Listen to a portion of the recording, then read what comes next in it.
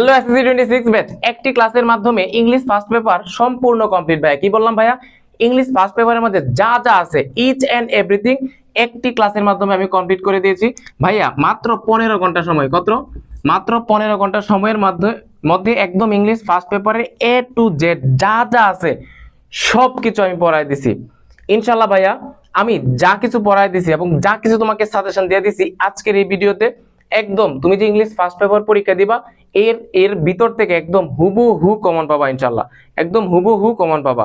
একদম English first পেপারের ভাইয়া যা যা আছে একদম এমসিকিউ থেকে শুরু করে answering question, gap filling, information transfer, summary writing, একদম প্রত্যেকটার। এবং সবচেয়ে খুশির খবর হচ্ছে সব শেষে রাইটিং পার্টের একদম টপ নোট সাজেশন দিয়ে দিব। এই ভিডিওর শেষে তুমি পেয়ে যাবা কমপ্লিটিং স্টোরি এবং হচ্ছে কি রাইটিং, তারপর হচ্ছে কি ডায়লগ, স্টোরি এবং ডায়লগের একদম টপ নোট সাজেশন দিব ইনশাআল্লাহ। যা বলে দিব তার ভিতর থেকে কমন পাবা, একদম তার ভিতর থেকে কমন পাবা ইনশাআল্লাহ। আবার তোমরা ইতিমধ্যে হচ্ছে তোমরা কি করছো, বাংলা প্রথম পত্র এবং হচ্ছে বাংলা দ্বিতীয় পত্র পরীক্ষাও দিয়ে দিছো। সো যাদের হচ্ছে আশানুরূপ পরীক্ষা হয় নাই, সো আমি তোমাকে বলবো ভাইয়া এখন যদি বাংলা প্রথম পত্র এবং বাংলা দ্বিতীয় পত্রের জন্য রিগ্রেট করো, কোনো লাভ হবে? কোনো লাভ হবে না। বাট তোমার সামনে আছে ইংলিশ, এই ইংলিশের দায়িত্বটা ভাইয়ার উপর দিয়ে দেও। English first paper plus second paper এই দুইটা সাবজেক্টের দায়িত্ব ভাইয়া নিয়ে নিছে ইনশাআল্লাহ। আমি আমার সর্বোচ্চটা দিয়ে তোমাকে পড়াই দিব। জাস্ট এইগুলো তুমি যদি আমার গাইডলাইন এবং ক্লাসগুলো ফলো করো, তুমি একদম 80+ মার্কস তুমি কি করতে পারবে, এনশিওর করতে পারবে। অ্যাটলিস্ট ইংলিশে A+ মার্ক তুমি এনশিওর করতে পারবে। সো আজকের একটা ক্লাসের মাধ্যমে, এই 15 ঘন্টা ক্লাসের মাধ্যমে ইংলিশ ফার্স্ট পেপারের যা যা আছে সবকিছু তুমি পেয়ে যাবে, একদম যা যা আছে একদম সম্পূর্ণরূপে পড়াই দিছি এখানে। ওকে, আচ্ছা এবার হচ্ছে তোমরা অনেকেই আসো বলবা যে ভাইয়া সেকেন্ড পেপারের ক্লাসগুলো যদি আমাদেরকে দিতেন। সো আমি তোমাদের জানার সাথে আমি তোমাকে বলে দিই যে ইংলিশ সেকেন্ড পেপার আমি আসলে সময়ের জন্য ক্লাসগুলো রেকর্ড করতে পারি নাই, তবে আমি একটা সিদ্ধান্ত নিয়েছি যে আমার পেইড ব্যাচের যে ক্লাসগুলো আছে, একদম প্রিমিয়াম ক্লাসগুলো যেগুলো আছে সেকেন্ড পেপারের সবগুলো হচ্ছে আমি আমার 26 ব্যাচ সবাইকে ডেডিকেট করে উৎসর্গ করে আমি কি করে দিব, পাবলিক করে দিব। সো এটা আসলে ডিপেন্ড করবে তোমাদের উপরে। তোমরা যদি রেসপন্স করো যে ভাইয়া হ্যাঁ আমাদেরকে ক্লাসগুলো যদি পাবলিক করে দিতেন তাহলে আমাদের ইংলিশ সেকেন্ড পেপারের জার্নিটা আরো স্মুথ হয়ে যেত। সো এটা আসলে ডিপেন্ড করবে তোমরা পুরো বাংলাদেশ থেকে কত সংখ্যক স্টুডেন্ট তোমরা রেসপন্স করতেছো, তোমরা কতটুকু তোমরা চাইতেছো ক্লাসটা ওই ক্লাসগুলো আপলোড করে মানে পাবলিক করার জন্য। তোমরা জানো তো আমার এই মিশন ইংলিশ A+ কোর্সে 620+ স্টুডেন্ট হচ্ছে প্রস্তুতি নিছে এবং প্রত্যেকের একটা গোছানো প্রস্তুতি আমি এনে দিছি। এবং সেকেন্ড পেপারের প্রত্যেকটা ক্লাস ভাইয়া মানে আগুন কইলে ছিল, আগুন আগুন। যেই টপিকের ক্লাসটা দেখবা ব্যাস ওই টপিক তোমার একদম গোছানো প্রস্তুত হয়ে যাবে। যেভাবেই দেখ তোমাকে নিয়ম শিখাই দিব, যেভাবেই দেখ তোমাকে তুমি ওই নাম্বার একদম ওই টপিকে ফুল নাম্বার তুমি কি করতে পারবা, এনশিওর করতে পারবা। একদম প্রত্যেকটা টপিক একদম উইথ ক্লোজ থেকে শুরু করে একদম পাংচুয়েশন পর্যন্ত প্রত্যেকটা যে 9টা টপিক আছে 9টা টপিকের ক্লাস আমি আপলোড করে দিব, পাবলিক করে দিব ইনশাআল্লাহ। একদম গোছানো প্রস্তুতি তুমি নিতে পারবা। সো সেটা তোমরা চাও কিনা একটু ভাইয়াকে কমেন্টে জানাও যে ভাই আমরা চাই, ইনশাআল্লাহ আমি চেষ্টা করব ওই ক্লাসগুলো তোমাদেরকে পাবলিক করে দেওয়ার জন্য, ঠিক আছে। এবং এখন যারা হচ্ছে এসএসসি 27 এবং 28 এর যারা হচ্ছে এই ভিডিওটা দেখতেছো 15 ঘন্টার ভিডিও, তোমরা হচ্ছে আগে থেকে প্রস্তুতিটা নিতেছো, তোমাদেরকে যেটা বলবো তোমরা অনেক দিন যাবত ভাইকে বলতেছিলা যে ভাইয়া আপনি আছেন এসএসসি 26 ব্যাচকে নিয়ে, শুধু 26 ব্যাচ 26 ব্যাচ 26 ব্যাচ। দেখো এদেরকে 26 করতে করতে দেখো এদেরকে এখন বিদায় দিয়ে দিতেছি আজকে ইংলিশ ফার্স্ট পেপার ক্লাসের মাধ্যমে। এদেরকে ইংলিশ ফার্স্ট পেপার এরপরে আর এসএসসি তো আর ইংলিশ ফার্স্ট পেপার এদেরকে আর পড়াবো না। এখন হচ্ছে যে এসএসসি 27 তোমাদেরকে কেন্দ্র করে আমি হচ্ছে ক্লাস নেব, এসএসসি 27 28। তো তোমরা যেটা বলতেছিলা যে ভাইয়া আমাদের জন্য একটা কোর্স নিয়ে আসেন বেসিক টু প্রো বা বেসিক টু অ্যাডভান্স, আমি যেটা হচ্ছে বেসিক এবং অ্যাডভান্স সব কিছু আমার ক্লিয়ার হয়ে যায়। তো অনেকদিন যাবত বলতেছিলা, সো সেই যে অপেক্ষার যে তোমার প্রহর সেটা তোমার চলে যাবে ইনশাল্লাহ। এখন আমি আনঅফিসিয়ালি বলে দিতেছি, হ্যাঁ। তো এটা তোমার অফিসিয়ালি যে আমাদের কোর্সটা লঞ্চ হবে হয়তো বা 10 তারিখের পরে, আমি একদম ট্রেলার সব বের হবে ইনশাল্লাহ, নো প্রবলেম। তো এখন তোমাকে বলে দিতেছি আমার কয়েকদিনের মধ্যে বেসিক টু অ্যাডভান্স একটা কোর্স আসবে। সেই বেসিক টু অ্যাডভান্স কোর্সের মাধ্যমে একদম basic English first paper second paper যা যা আছে সব পড়াই দেবো। বেসিক্যালি ইংলিশ ফার্স্ট পেপার যে মিশন ইংলিশ A+ কোর্সের যে ক্লাসগুলো আছে সবগুলা ক্লাস তোমরা আর্কাইভ ক্লাসগুলো তুমি পেয়ে যাবা। আর সেকেন্ড পেপারের যে ক্লাসগুলা একদম 9টা টপিক তোমাকে তামা করে দেবো, একদম কোনো কথা নাই, পুরাই অর্ডার করে দেবো একদম। এবং ক্লাসগুলো হবে একদম লাইভ ক্লাস, ঠিক আছে। সো এটার কোর্স ফি হচ্ছে মাত্র 650 টাকা। এবং যারা 10 তারিখের আগে, হ্যাঁ অফিসিয়ালি যখন লঞ্চ হবে তার আগে 10 তারিখের আগে তুমি যদি ভর্তি হও তাহলে 650 না, তুমি 500 টাকা দিয়ে হচ্ছে আমার এই বেসিক টু অ্যাডভান্সড কোর্সে ভর্তি হতে পারবা। একদম ইংলিশ ফার্স্ট পেপারে একদম ভর্তি হওয়ার সাথে সাথে তুমি হচ্ছে মানে আর্কাইভ ক্লাসগুলো পেয়ে যাবা। এবং যে সেকেন্ড পেপারের ক্লাসগুলো এটা হচ্ছে 20 তারিখের পর থেকে হয়তো বা মে মাসের 20 তারিখের থেকে হচ্ছে আমাদের লাইভ ক্লাসগুলো শুরু হবে, একদম প্রি টেস্ট এবং টেস্ট পরীক্ষার আগে একদম সকল ক্লাস তোমার শেষ হয়ে যাবে। ওকে, তো এই কোর্সে 27 যারা আছে এবং 28 যারা আছে উভয় কি করতে পারবা, ভর্তি হতে পারবা। সো যেহেতু 26-এর ক্লাস, এত তোমাদেরকে মার্কেটিং এ আমি টাইম দিব না। তো তোমাদের যারা মনে করো যে একটু কিছু টাকা সাশ্রয় করতে চাও, 150 টাকা যদি সাশ্রয় হয় অনেক কিছু, তোমার 10 তারিখের পরে ভর্তি হলে 1 টাকাও কম নিব না, 650 টাকা। কারণ হচ্ছে ভাইয়ের কোয়ালিটি জানো, একদম কোয়ালিটি এনশিওর করবো ইনশাল্লাহ আমার কোর্সে। এবং তোমরা জানো আমি এতটুকু বলতে পারবো, আমি যতদিন যাবত পড়াইতেছি আমার ইউটিউবে মনে হয় না তুমি 1-2টা আমার ক্লাসের নেগেটিভ কোয়ালিটি মানে নেগেটিভ কমেন্ট তুমি খুঁজে বের করতে পারবা। সবাই দেখবো পজিটিভ কমেন্ট করে। ওকে, আর অন্যের কমেন্ট কি করলো এটা ডাজেন্ট ম্যাটার, তুমি আমার ক্লাস দেখবা, ক্লাস দেখার পরে তোমার যদি মনে হয় ভাইয়া তোমাকে বুঝাইতে পারবে, তাহলে তুমি আমার কোর্সে ভর্তি হবে, আর নাহলে তোমার ভর্তি হওয়ার দরকার নাই, আমি তোমাকে ফোর্স করবো না। ঠিক আছে? সো যারা 150 টাকা বাঁচাইতে চাও এখন থেকে তুমি চাইলে আজকেই ভর্তি হয়ে যেতে পারবো। আর ভর্তি হইলে তুমি আগের যে ফার্স্ট পেপার ক্লাসগুলো পেয়ে যাবা, ওইগুলো আস্তে আস্তে করতে থাকবো। এবং 20 তারিখ থেকে আমাদের একদম live class, second paper live class একদম শুরু হয়ে যাবে, একদম বেসিক টু অ্যাডভান্স। আর যা যা থাকবে এগুলো তুমি নক দিলে আমি তোমাকে বলে দিব। হ্যাঁ, আর ভর্তি হওয়ার প্রসেস হচ্ছে যে আমার যে নাম্বারটা 01786178764, এখানে তুমি বিকাশ আছে, হ্যাঁ বিকাশে তুমি 500 টাকা পাঠাবা, পাঠিয়ে তুমি আমাকে এই নাম্বারে হোয়াটসঅ্যাপ আছে, হোয়াটসঅ্যাপে নক দিলে হবে যে ভাই আমি টাকা পাঠিয়েছি আমাকে ভর্তি করে দেন, তখন তোমাকে আমি ভর্তি করে দিব।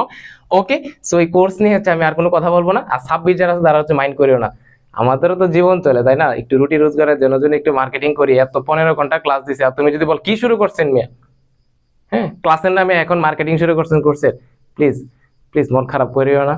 আমরাও তো চলতে হয়, এই যে রুম টুম এগুলোর তো টাকা দিতে হয় তাই না। তো কোর্স যদি না চলে তাহলে তোমাদেরকে কেমনে পড়াতে পারবো না তো। সো ঠিক আছে, এসে 26 ব্যাচ 27 ব্যাচ 28 ব্যাচ সবাই আমার এই 15 ঘন্টার ক্লাসটা দেখতে থাকো। ইনশাল্লাহ 26 ব্যাচ বিজয়ী তুমি হবা, ইনশাল্লাহ বিজয়ী তুমি হবা। এমন লেভেলের পড়াই দিছি প্রত্যেকটা টপিক একদম পুরাই তামা হয়ে যাবে ইনশাল্লাহ। এবং সর্বপ্রথম শুরু করছি কি দিয়ে, এই গ্যাপ ফিলিং দিয়ে। ঠিক আছে, এই গ্যাপ ফিলিং এর ক্লাস, এরপরে হচ্ছে আস্তে আস্তে MCQ, answering question, information transfer, summary, matching sentence, rearrange question, তারপর হচ্ছে সর্বশেষ যে রাইটিং সেশন, সব কিছু পেয়ে যাবো আজকের এই 15 ঘন্টার একটি প্রিমিয়াম ক্লাসে। ঠিক আছে, সো ক্লাস দেখে তোমরা যদি উপকৃত হও এবং কমন আসে, যে বোর্ড থেকে পরীক্ষা দেও না কেন, যদি কমন আসে ভাইয়াকে পরের দিন আমাকে জানাও যে কোনো ভাবে, ফেসবুকে, ইউটিউবে কমেন্টে, যে ভাইয়া আপনি যা পড়াইছেন তা থেকে হুবহু কমন চলে আসছে। ঠিক আছে, all the best. Okay, class করো। আসসালামু আলাইকুম প্রিয় ছোট্ট ভাইয়াপুরা, কি অবস্থা সবার? আই থিঙ্ক তোমরা সবাই অনেক ভালো আছো। তোমাদের সবাইকে ইংলিশ ফার্স্ট পেপারের একদম একটা প্রিমিয়াম ক্লাসে স্বাগতম। সেই প্রিমিয়াম ক্লাসটা কিসের উপরে ভাইয়া? এই যে ফিল ইন দ্য গ্যাপের উপরে। হ্যাঁ, তোমরা অনেকেই হচ্ছে তোমার এই যে ফিল ইন দ্য গ্যাপ বা হচ্ছে তোমার গ্যাপ ফিলিং এর উপর মানে খুবই প্যারায় আছো। তোমরা জানো যে এই গ্যাপ ফিলিংটা কোথায় আসবে? ইংলিশ ফার্স্ট পেপারের 3 নঙে আসবে, এবং এটা নিয়ে খুবই প্যারায় আছো। তো আমি তোমাকে এতটুকু আশ্বাস দিতে চাই যে আজকের এই ক্লাসটা করার পরে তোমার এই গ্যাপ ফিলিং নিয়ে কখনোই প্যারা হবে না। ওকে ভাই, এটা কিভাবে আসে তোমরা জানো? 3 নঙের মাঝে প্রথমে একটা কি দেয়া থাকে বলো তো? এটা কি দেয়া থাকবে? একটা প্যাসেজ দেয়া থাকবে। কি দেয়া থাকবে? একটা প্যাসেজ দেয়া থাকবে। এবং এই প্যাসেজ থেকে কি থাকবে? এই প্যাসেজ থেকে নিচে তোমার এই যে এরকম থাকবে আর কি, একটা প্যাসেজ থাকবে আর একটা প্যাসেজ থাকবে ছোট, এবং এটার মধ্যে কি থাকবে? গ্যাপ থাকবে। এবং তোমাকে যেটা করতে হবে ওই প্যাসেজটা পড়ে ওইটা থেকে রিলেট করে তোমার গ্যাপগুলো কি করতে হবে? পূর্ণ করতে হবে, তাই তো? আচ্ছা, এখন তুমি যখন এই গ্যাপগুলো পূর্ণ করতে যাও তখন তোমার কিসের প্রয়োজন হবে বা কিভাবে পড়লে বা কিভাবে পড়া উচিত এই গ্যাপ ফিলিং এর ক্ষেত্রে? দেখো, তোমার প্রথমত কাজ হচ্ছে উপরে যে প্যাসেজটা থাকবে, ধরো এটা মালদ্বীপ নিয়ে আসছে এটা, হ্যাঁ গ্যাপ ফিলিং, এটার উপরে অবশ্যই মালদ্বীপ প্যাসেজের একটা অংশ দেওয়া থাকবে। তো তোমার যেটা করতে হবে প্রথমে ওই মালদ্বীপ প্যাসেজ সম্পর্কে ধারণা থাকতে হবে। উপরে যে প্যাসেজটা থাকবে এটা অবশ্যই কি থাকবে? সিন প্যাসেজ থাকবে, এবং এটা সম্পর্কে তোমার ভালো ধারণা থাকতে হবে। কারণ তুমি যদি ইনফরমেশন নাই জানো যে মালদ্বীপে কি কি হয়, কি কি আছে মালদ্বীপের, তখন তুমি কিন্তু এই গ্যাপগুলো বসাইতে পারবে না। তো ফার্স্ট অফ অল তোমার কি করতে হবে? ওই যে প্যাসেজগুলো আছে ওই প্যাসেজগুলো সম্পর্কে তোমার ভালো ধারণা থাকতে হবে। এবং তোমাকে তো প্যাসেজগুলো পড়াই দিছি, সিন প্যাসেজের জন্য, একের জন্য এমসিকিউ এবং শর্ট কোশ্চেন্সের জন্য সবগুলা ইম্পর্টেন্ট সিন প্যাসেজ পড়াই দিছি না? ব্যাস এগুলাই দেখবা ঘুরায় ফেরায় 3 নঙে আসবে। তো প্রথমত যেটা করতে হয় যে প্যাসেজ সম্পর্কে ভালো ধারণা থাকতে হয়, এবং এরপরে যে কাজটা করতে হয়, তুমি তো গ্যাপের মাঝে যে ওয়ার্ডটা বসাবা, ধরো ওয়ার্ডটা বুঝতে পারতেছো যে এখানে একটা কিছু হবে, এখানে ধরো এখানে গন্তব্যস্থল হবে কথার কথা। তো এই ওয়ার্ডটা তুমি যেখানে বসাবা, বসানোর জন্য তোমার পার্টস অফ স্পিচ সম্পর্কে ভালো ধারণা থাকা দরকার। যে ওয়ার্ডটা তুমি বের করছো ওই ওয়ার্ডটা তুমি যখন এখানে বসাবা গ্যাপের মাঝে, তখন ওই প্লেসটা তোমাকে ধরতে হবে, যেটা কোন পার্টস অফ স্পিচের প্লেস। এবং এই প্লেসমেন্টটা তোমাকে শিখাইছি সাফিক্স প্রিফিক্সে। সাফিক্স প্রিফিক্সে মেইনলি 4টা পার্টস অফ স্পিচের প্লেসমেন্ট শিখাইছি। তো আমাদের পার্টস অফ স্পিচ তো মোট কত প্রকার? 8 প্রকার না? নাউন, তারপর হচ্ছে কি প্রোনাউন, অ্যাডজেক্টিভ, তারপর হচ্ছে কি ভার্ব, অ্যাডভার্ব, প্রিপোজিশন, কনজাংশন, এরপর হচ্ছে তোমার কি ইন্টারজেকশন।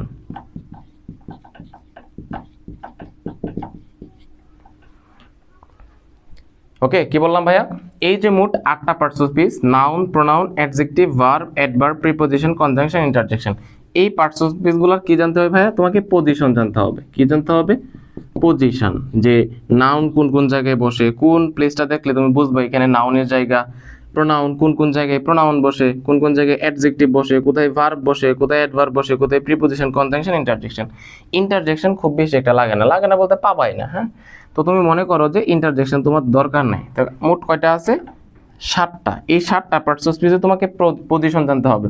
তো অলরেডি হচ্ছে আমরা সাফিক্স প্রিফিক্সে 4টা পার্টস অফ স্পিচের মেইন পার্টস অফ স্পিচের পজিশনগুলো জানিয়ে ফেলছি। নাউনের পজিশন জানছি, অ্যাডজেক্টিভের, ভার্বের, আর হচ্ছে তোমার কি অ্যাডভার্বের। আমরা জানি কোন কোন জায়গায় নাউন বসে। অ্যাডজেক্টিভের আগে আর্টিকেল এবং প্রিপোজিশনের মাঝে একটা গ্যাপ থাকলে সেখানে কি বসে? নাউন বসে, তাই না? তারপর যে সাবজেক্টের জায়গায় নাউন বসে, অবজেক্টের জায়গায় নাউন বসে, ডিটারমিনারের পরে নাউন বসে। এই বিষয়গুলো কিন্তু আমরা সাফিক্স প্রিফিক্সের বেসিক ক্লাসে জানতে পারছি, তাই না বলো? এই পজিশনগুলো। এরপরে বাকি থাকলো ভাই প্রোনাউন। এই যে প্রোনাউন বাকি থাকলো, এরপরে আর কি বাকি আছে? এরপরে বাকি আছে তোমার এই যে প্রিপোজিশন এবং আরেকটা যেটা সেটা হচ্ছে কি কনজাংশন। এই যে তোমার 3টা বাকি পার্টস অফ স্পিচ আছে, এইগুলোর পজিশন তোমাকে জানতে হবে। তো তোমাকে আমি নর্মালি বলে দিই, প্রোনাউন হচ্ছে কোথায় বসে? যেই জায়গায় নাউন বসে। হ্যাঁ, নর্মালি যে জায়গায় নাউন বসতে পারে সেখানে হচ্ছে কি প্রোনাউন বসতে পারবে। অর্থাৎ তুমি সাবজেক্টের জায়গায় প্রোনাউন বসাইতে পারবা, অবজেক্টের জায়গায় প্রোনাউন বসাইতে পারবা। তো এই বিষয়গুলো আর কি। তো এরপরে দেখো, তারপর হচ্ছে প্রিপোজিশনের অবজেক্ট হিসেবে আমরা প্রোনাউন বসাই। এরপরে আসো, এই যে তোমার প্রিপোজিশন কোথায় বসে? নর্মালি একটা নাউন কিংবা প্রোনাউনের সামনে বসে। নাউন কিংবা প্রোনাউনের সামনে বসে বাক্যের অন্য একটা শব্দের সাথে কি করে? মানে সম্পর্ক স্থাপন করে, এবং এটাই হচ্ছে কি প্রিপোজিশনের কাজ। নর্মালি প্রিপোজিশনটা বসে নাউন কিংবা প্রোনাউনের সামনে। তো প্রিপোজিশনের খুব বেশি একটা ব্যবহার তুমি এখানে পাবা না।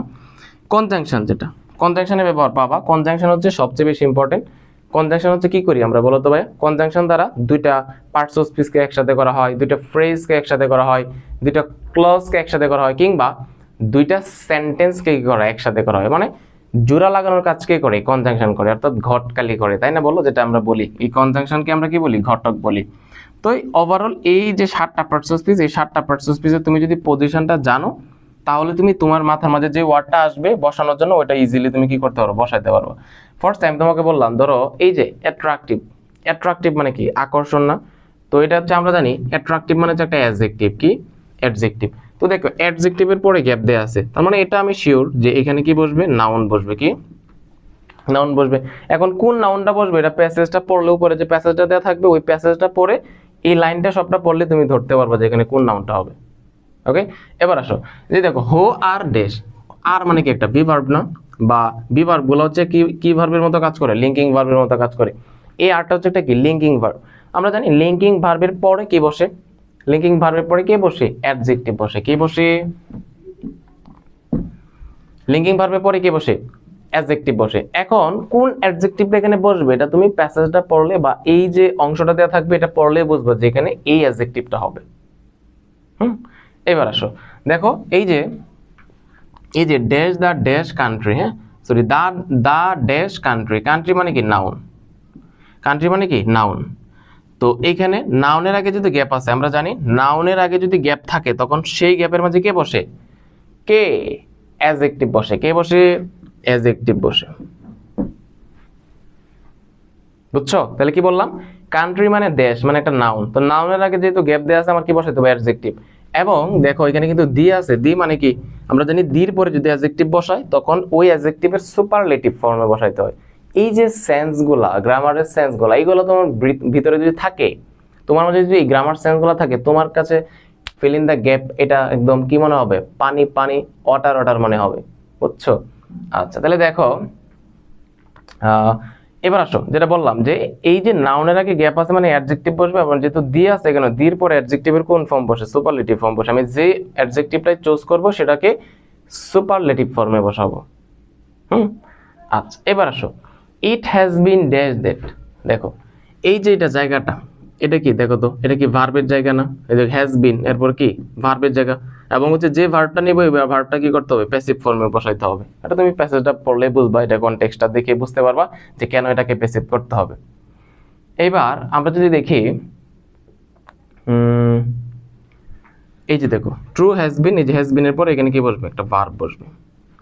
তো এই যে আমি যদি দেখি পাঁচটা যে গ্যাপ আছে, পাঁচটা গ্যাপ যদি আমি একটু অ্যানালাইসিস করি, দেখো এই যে আমরা জানি অ্যাডজেক্টিভের পরে যেহেতু গ্যাপ আছে নাউন বসবে, এবং কোন নাউনটা বসবে এটা প্যাসেজটা পড়লে আমরা ধরতে পারবো। হ্যাঁ, আবার নাউনের আগে যেহেতু গ্যাপ দেওয়া আছে অ্যাডজেক্টিভ বসবে, তাহলে কোন অ্যাডজেক্টিভটা বসবে এটা প্যাসেজটা পড়লে আমি ধরতে পারবো। এই যে দেখো হ্যাজ বিন আছে, এটা ভার্বের জায়গা, ভার্বের জায়গায় তো ভার্ব বসাবো, কোন ভার্বটা বসবো এটা কি আমরা প্যাসেজটা পড়লে বুঝতে পারবো। আর মনে হচ্ছে তোমার কি ভার্ব? একটা লিঙ্কিং ভার্ব, আর লিঙ্কিং ভার্বের পরে কি বসে? অ্যাডজেক্টিভ। কোন অ্যাডজেক্টিভটা বসবে এটা প্যাসেজটা পড়লে বুঝতে পারবো। হ্যাঁ, এরপর হচ্ছে হ্যাজ বিন, এখানে গ্যাপ দেওয়া আছে মানে কি ভার্ব বসবে। তো তোমাকে যেটা বললাম এই যে প্রত্যেকটা 7টা পার্টস পিস আছে, মেইনলি এই 7টা পার্টস পিসে তোমার কি করতে হয়? আমাদের পজিশনটা জানতে হয়, যে একটা গ্যাপ দেখা মাত্র আমাকে বুঝতে হবে এটা কোন পার্টস পিসের গ্যাপ। তোমাকে এটা ধরতে হবে, এবং এটা তোমাকে আমি শিখাই দিই সাফিক্স প্রিফিক্সে। এই যে নাউন, অ্যাডজেক্টিভ, ভার্ব, অ্যাডভার্বের পজিশনগুলো খুব সুন্দর করে তোমাকে বলে দিছি। আর এখন যেটা, এখন হচ্ছে আমি তোমাকে বললাম যে প্রোনাউন কোথায় বসে, তারপর হচ্ছে তোমার কি প্রিপোজিশন কোথায় বসে, কনজাংশন কোথায় বসে, বা কনজাংশন আমরা কখন ব্যবহার করি। ওকে, আচ্ছা এইবার হচ্ছে আমরা একদম এটা পড়বো, কোনো প্যারা নাই। আর এটার জন্য কিন্তু প্রত্যেকটার উপরে কি থাকবে? একটা সিন প্যাসেজ থাকবে। আমি সিন প্যাসেজগুলো এখানে বসাই না, কারণ তোমাদের তো অলরেডি পড়ায় দিছি প্যাসেজগুলো, জাস্ট এখন প্র্যাকটিস করবো। হ্যাঁ, সলভ করবো এটা। দেখো, আর ইউ রেডি?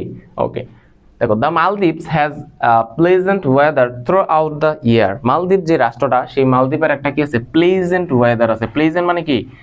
আরামদায়ক। হ্যাঁ, একটা আরামদায়ক আবহাওয়া আছে থ্রু আউট দ্য ইয়ার, সারা বছর ব্যাপী মালদ্বীপের মাঝে যে ওয়েদারটা থাকে সেই ওয়েদারটা অনেক শান্তিপ্রিয় বা হচ্ছে আরামদায়ক থাকে। হ্যাঁ, A B C D E. কি বললাম? The Maldives has a pleasant weather throughout the year, সারা বছর ব্যাপী মালদ্বীপের যে ওয়েদারটা এটা অনেক আরামদায়ক থাকে। এজ এ রেজাল্ট, ফলে বা ফলশ্রুতিতে, ইট হ্যাজ বিকাম, এটা হয়েছে, যে মালদ্বীপটা এটা হয়েছে, কি হয়েছে? অ্যান অ্যাট্রাকটিভ, একটা আকর্ষণীয় dash the dash for the tourist, এই যে পর্যটক যারা থাকে পর্যটকদের জন্য একটা আকর্ষণীয় কিসে পরিণত হয়েছে মালদ্বীপটা বলো তো? যেহেতু মালদ্বীপের যে আবহাওয়াটা এটা অনেক সারা বছর ব্যাপী অনেক ভালো থাকে, আরামদায়ক থাকে, এই জন্যে মালদ্বীপটা তোমার পর্যটকদের জন্য কিসে আকর্ষণীয়, কিসে পরিণত হয়েছে বলো তো? আকর্ষণীয় কিসে? আকর্ষণীয় গন্তব্যস্থলে পরিণত হয়েছে। তো আমরা জানি যেহেতু অ্যাডজেক্টিভের পরে গ্যাপ দেওয়া আছে, তার মানে এখানে কি বসাইতে হবে? গন্তব্যস্থলের নাউন ফর্ম বসাইতে হবে, তাই না? গন্তব্যস্থলের নাউন ফর্ম কি, বা গন্তব্যস্থলের ইংলিশ কি? ডেস্টিনেশন। তাহলে কি হয়ে যাবে এখানে বলো তো? এ নাম্বার কি হবে? একটা অ্যাট্রাকটিভ ডেস্টিনেশন, একটা আকর্ষণীয় গন্তব্যস্থলে পরিণত হয়েছে, তাই না? তাহলে কি হবে? ডেস্টিনেশন। এই ওয়ার্ডটা কিন্তু হুবহু কি আছে? প্যাসেজের মধ্যে কিন্তু দেয়া আছে। তো তুমি যদি প্যাসেজটা পড়ো ওটু তোমার মধ্যে চলে আসবে যে অ্যাট্রাকটিভ ডেস্টিনেশন, অ্যাট্রাকটিভ ডেস্টিনেশন। তাহলে কি হবে? As a result, ফলে it has become an attractive destination, এর একটা আকর্ষণীয় গন্তব্যস্থলে পরিণত হয়েছে for the tourist, পর্যটকদের জন্য। এবার দেখো এছাড়াও it has heavenly beaches, এটার আমরা জানি অনেক স্বর্গীয় কিছু সৈকত আছে, সমুদ্র সৈকত, বিচ আছে, and people, এবং মানুষরা who are dash, এবং আমরা জানি এই যে মালদ্বীপের যে মানুষ যারা আছে who are, তারা হচ্ছে কি বলতো? তারা হচ্ছে শান্তিপ্রিয়। প্যাসেজটা পড়লে তুমি বুঝতে পারো, আমি তো প্যাসেজ পড়াই দিছি, তোমরা জানো যে মালদ্বীপের মানুষ যারা আছে তারা হচ্ছে অনেক শান্তিপ্রিয়। তো শান্তিপ্রিয় আমি এটার ইংলিশ কি বলতে পারি বলতো? শান্তিপ্রিয় মানে কি? Peace loving. হ্যাঁ, PEAC, পিচ মানে কি? শান্তি, লাভিং মানে কি? প্রিয়। তাহলে মালদ্বীপের মানুষ যারা তারা হচ্ছে কি? Peace loving. এই পিস লাভিং কিন্তু একটা অ্যাডজেক্টিভ, আমরা জানি এখানে অ্যাডজেক্টিভ ফর্মে কিন্তু কি করতে হবে? বসাইতে হবে।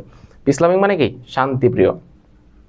এবার দেখো বাট আনফরচুনেটলি, দুর্ভাগ্যক্রমে, হ্যাঁ, বাট আনফরচুনেটলি, দুর্ভাগ্যক্রমে, it is the dash country in the world, কিন্তু দুর্ভাগ্যক্রমে এটা হচ্ছে কান্ট্রি, দেশ ইন দ্য ওয়ার্ল্ড, এটা হচ্ছে সারা বিশ্বের মাঝে কেমন দেশ বলো তো? এই যে মালদ্বীপটা, এটা সারা বিশ্বের মাঝে কেমন দেশ? আগে তোমাকে একটু বোঝাই, আমি একটু একটা টেকনিক দিই তোমাকে। বাট আনফরচুনেটলি, দুর্ভাগ্যক্রমে দুর্ভাগ্যক্রমে it is the dash country in the world, এটা সারা বিশ্বের মধ্যে একটা কান্ট্রি দেশ। দেখো কান্ট্রি মানে কি? নাউন না? তো নাউনের আগে গ্যাপ দেওয়া আছে মানে কি? অ্যাডজেক্টিভ বসাইতে হবে। কি বসাইতে হবে? অ্যাডজেক্টিভ। তার মানে শিওর এখানে কি বসাইতে হবে? অ্যাডজেক্টিভ। আর আমরা নর্মালি একটা গ্যাপের মাঝে অ্যাডজেক্টিভ কিভাবে বের করি জানো? তুমি যদি যে নাউনটা থাকবে ওই নাউনটাকে তুমি যদি কেমন দিয়ে প্রশ্ন করো, কি দিয়ে প্রশ্ন করো ভাইয়া? কেমন দিয়ে প্রশ্ন করলে তুমি কি বের করতে পারবা? অ্যাডজেক্টিভ বের করতে পারবা। কি বের করতে পারবা? অ্যাডজেক্টিভ। তাহলে কি বললাম তোমাকে? এখানে তো নাউনের আগে গ্যাপ আছে মানে কি আমাকে অ্যাডজেক্টিভ বসাইতে হবে। আর অ্যাডজেক্টিভ কোন অ্যাডজেক্টিভটা হবে সেটা বের করার জন্য আমি জাস্ট এই যে পরের নাউনটাকে কেমন দ্বারা প্রশ্ন করব। আমি প্রশ্ন করি যে মালদ্বীপ সারা বিশ্বের মাঝে কেমন দেশ বলো তো? আমি কি বলছিলাম ক্লাসের মাঝে মনে আছে? যে মালদ্বীপ হচ্ছে সারা বিশ্বের মাঝে কি সবচেয়ে নিচু রাষ্ট্র, নিচু, একদম নিচু রাষ্ট্র। তাহলে নিচু ইংলিশ কি বলতো? নিচু ইংলিশ হচ্ছে লো।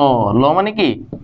নিচু, তাই না? লো মানে কি? নিচু। তাহলে আমি লো বসাইলাম এখানে, কিন্তু লো বসালে কি হবে? অ্যাডজেক্টিভ বসাইছি, কিন্তু হবে না। আমরা জানি এই যে দি মানে কি? দির পরে যে অ্যাডজেক্টিভটা বসে ওই অ্যাডজেক্টিভটার সুপারলেটিভ ফর্মে বসে। আমরা জানি দির পর অ্যাডজেক্টিভের কোন ফর্ম বসে? সুপারলেটিভ ফর্মে বসে। তাহলে এই লোটাকে আমার কি করতে হবে? লো, লোয়ার, লোয়েস্ট, আমার সুপারলেটিভ ফর্মটা দিতে হবে। তাহলে কি হবে? এই যে লোয়েস্ট আমাকে বসাইতে হবে। আমি কি আমার ভাইয়াটাকে অর্ডার করতে পারছি কিনা? আমি কি আমার আপুটাকে এই বিষয়টাকে অর্ডার করতে পারছি কিনা? একটু ভাইয়াকে কমেন্টে জানাও বলো তো অর্ডার হয়েছে কিনা। আচ্ছা দেখো, যেটা বলছিলাম, কোথায় ছিলাম? But unfortunately it is the lowest country in the world, এটা হচ্ছে সারা বিশ্বের মধ্যে সবচেয়ে নিচু রাষ্ট্র। ফর হুইচ, যেটার জন্য it is under the threat of sea level rising, এবং যেহেতু অনেক ছোট রাষ্ট্র, নিচু রাষ্ট্র, এটার জন্য এটা কি থাকে? এটা হুমকির মাঝে থাকে। সি লেভেল রাইজিং, সমুদ্র স্তর বৃদ্ধি পাওয়ার হুমকির মাঝে থাকে। যদি সমুদ্রের স্তর বৃদ্ধি পায় তখন দেখবা এই মালদ্বীপ কি করবে? তলিয়ে যাবে। তো এটার জন্য সবসময় এই রাষ্ট্রটা ভয়ে থাকে, হ্যাঁ, এটা হুমকির মাঝে থাকে। It has been dash that the country may go under water if sea level further rises, এবং দেখা যায় আমরা পেজের মাঝে পড়ছি একটা গবেষণায় দেখা গেছে যে, বা একটা ভবিষ্যৎবাণী করা হয়েছে যে মালদ্বীপ রাষ্ট্রটা এটা তোমার পানির নিচে তলিয়ে যেতে পারে। মে গো আন্ডার ওয়াটার, এটা পানির নিচে তলিয়ে যেতে পারে if sea level further rise, পরবর্তীতে ভবিষ্যতে যদি তোমার সমুদ্রের যে স্তরটা আছে এটা তোমার যদি একটু বৃদ্ধি পায় তখন এই মালদ্বীপ রাষ্ট্রটা কি করতে পারে? তলিয়ে যেতে পারে। এটা হচ্ছে কি করা হয়েছিল বলতো? এটা ভবিষ্যৎবাণী করা হয়েছিল বা ভবিষ্যৎবাণী করা হয়েছে। তাহলে ইট হ্যাজ বিন ড্যাশ, এটা ভবিষ্যৎবাণী করা হয়েছে যে মালদ্বীপ পানির নিচে চলে যেতে পারে যদি তোমার কি হয়? পরবর্তীতে সমুদ্রের স্তরটা বৃদ্ধি পায়। তাহলে এটা কি করা হয়েছে? যে এটা ভবিষ্যৎবাণী করা হয়েছে। আমরা জানি ভবিষ্যৎবাণী করা ইংলিশ কি? প্রেডিক্ট। বলতো ভাইয়া, প্রেডিক্ট তো কি করা? ভবিষ্যৎবাণী করা। প্রেডিক্ট তো কি করা? ভবিষ্যৎবাণী করা। কিন্তু তুমি দেখো রাইট ফর্মস অফ ভার্বের রুলসটা তুমি যদি খাটাও, শুধু যদি প্রেডিক্ট দাও তাহলে কি হবে? না। আমরা জানি যে ইট হ্যাজ বিন প্রেডিক্ট মানে এটা ভবিষ্যৎবাণী করা হয়েছে।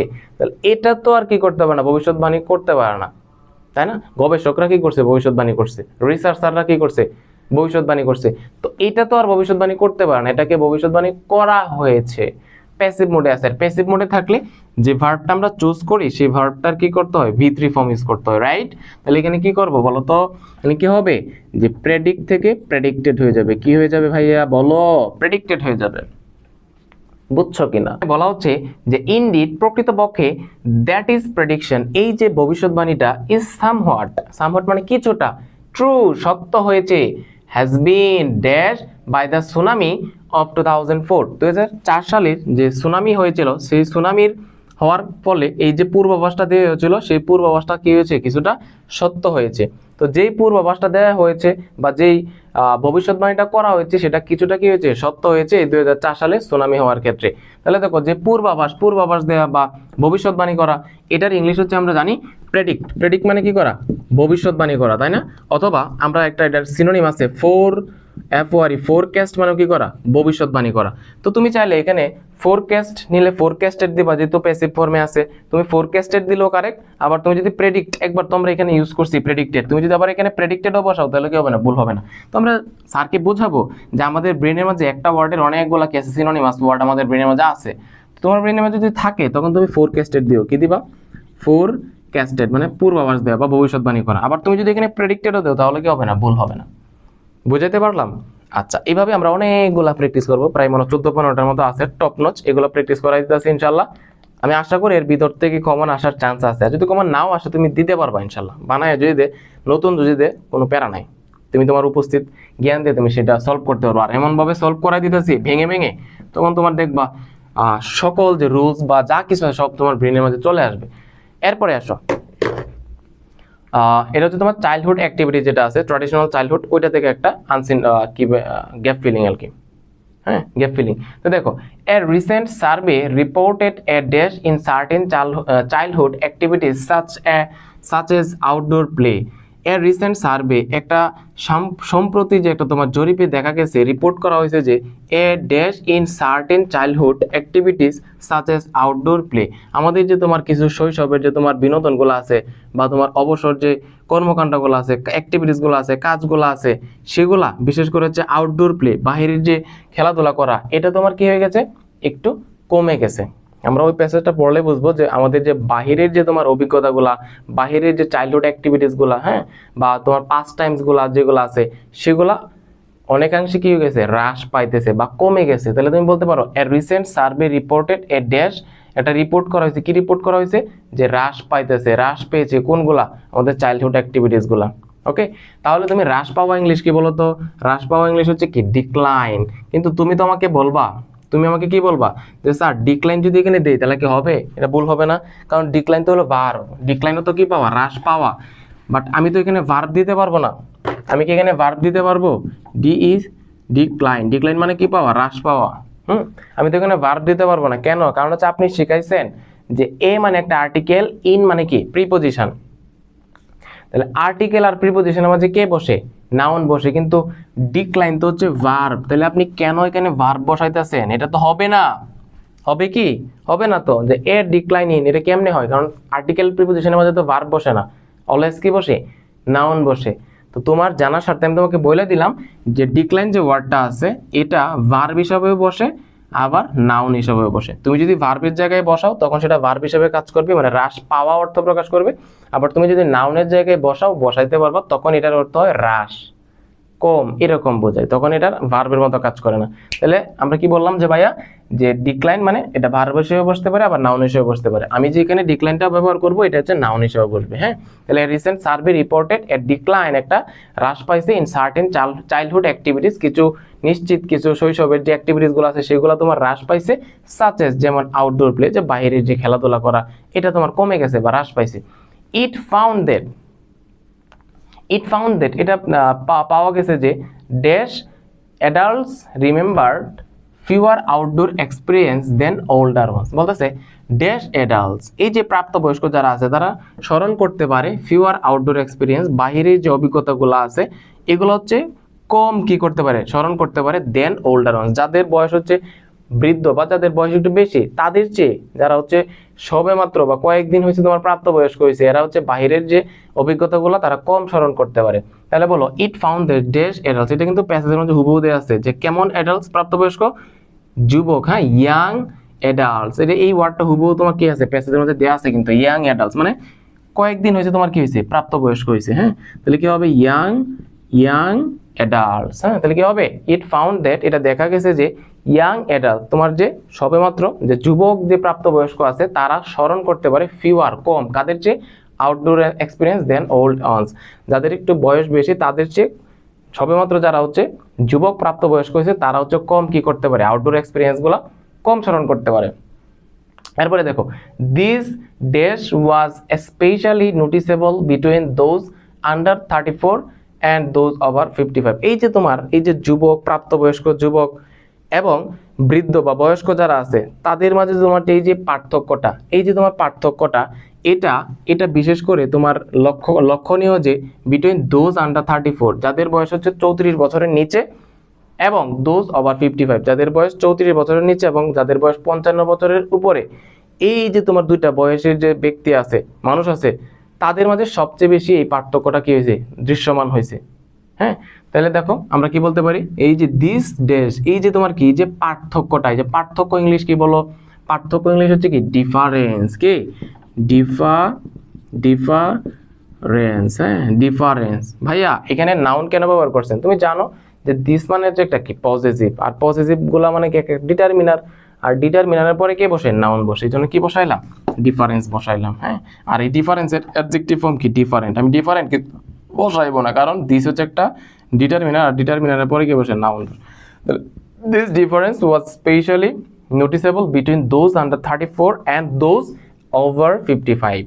এবার আসো, দ্য স্টাডি সাজেস্ট, এই যে তোমার যে গবেষণাটা এটা সাজেস্ট করে যে দ্যাট ড্যাশ পাস টাইমস, এই যে অবসর বিনোদন আর বিকামিং লেস কমন, এগুলো কম কমন হইতেছে সাধারণ ইন ইয়াঙ্গার জেনারেশন, আমাদের যে যুব প্রজন্ম যারা আছে তাদের মাঝে তোমার এই যে ঐতিহ্যবাহী আমাদের যে যুগ যুগ ধরে যে অবসর বিনোদনগুলো আছে এগুলো খুব কমই দেখা যায়। তারা হচ্ছে এখন ফোন চালাইতে ব্যস্ত, এখন হচ্ছে তারা আর ওই রকম আগের মতো যে ট্র্যাডিশনাল যে পাস টাইম অ্যাক্টিভিটিসগুলো আছে এগুলো তারা খুব বেশি একটা করে থাকে না। তাহলে দেখো ডেজ পাস টাইমস, এই যে তোমার কি অবসর বিনোদন, কেমন অবসর বিনোদন, কেমন অবসর বিনোদন, এই যে ঐতিহ্যবাহী, তাহলে ঐতিহ্যবাহী ইংলিশ কি ট্র্যাডিশনাল, কি বলতো ট্র্যাডিশনাল। এই ওয়ার্ডগুলো কিন্তু প্যাসেজের মাঝে হুবহু দেয়া আছে। তুমি যদি এখানে ট্র্যাডিশনাল না ইউজ করে কনভেনশনাল ইউজ করো তাহলেও কারেক্ট হবে।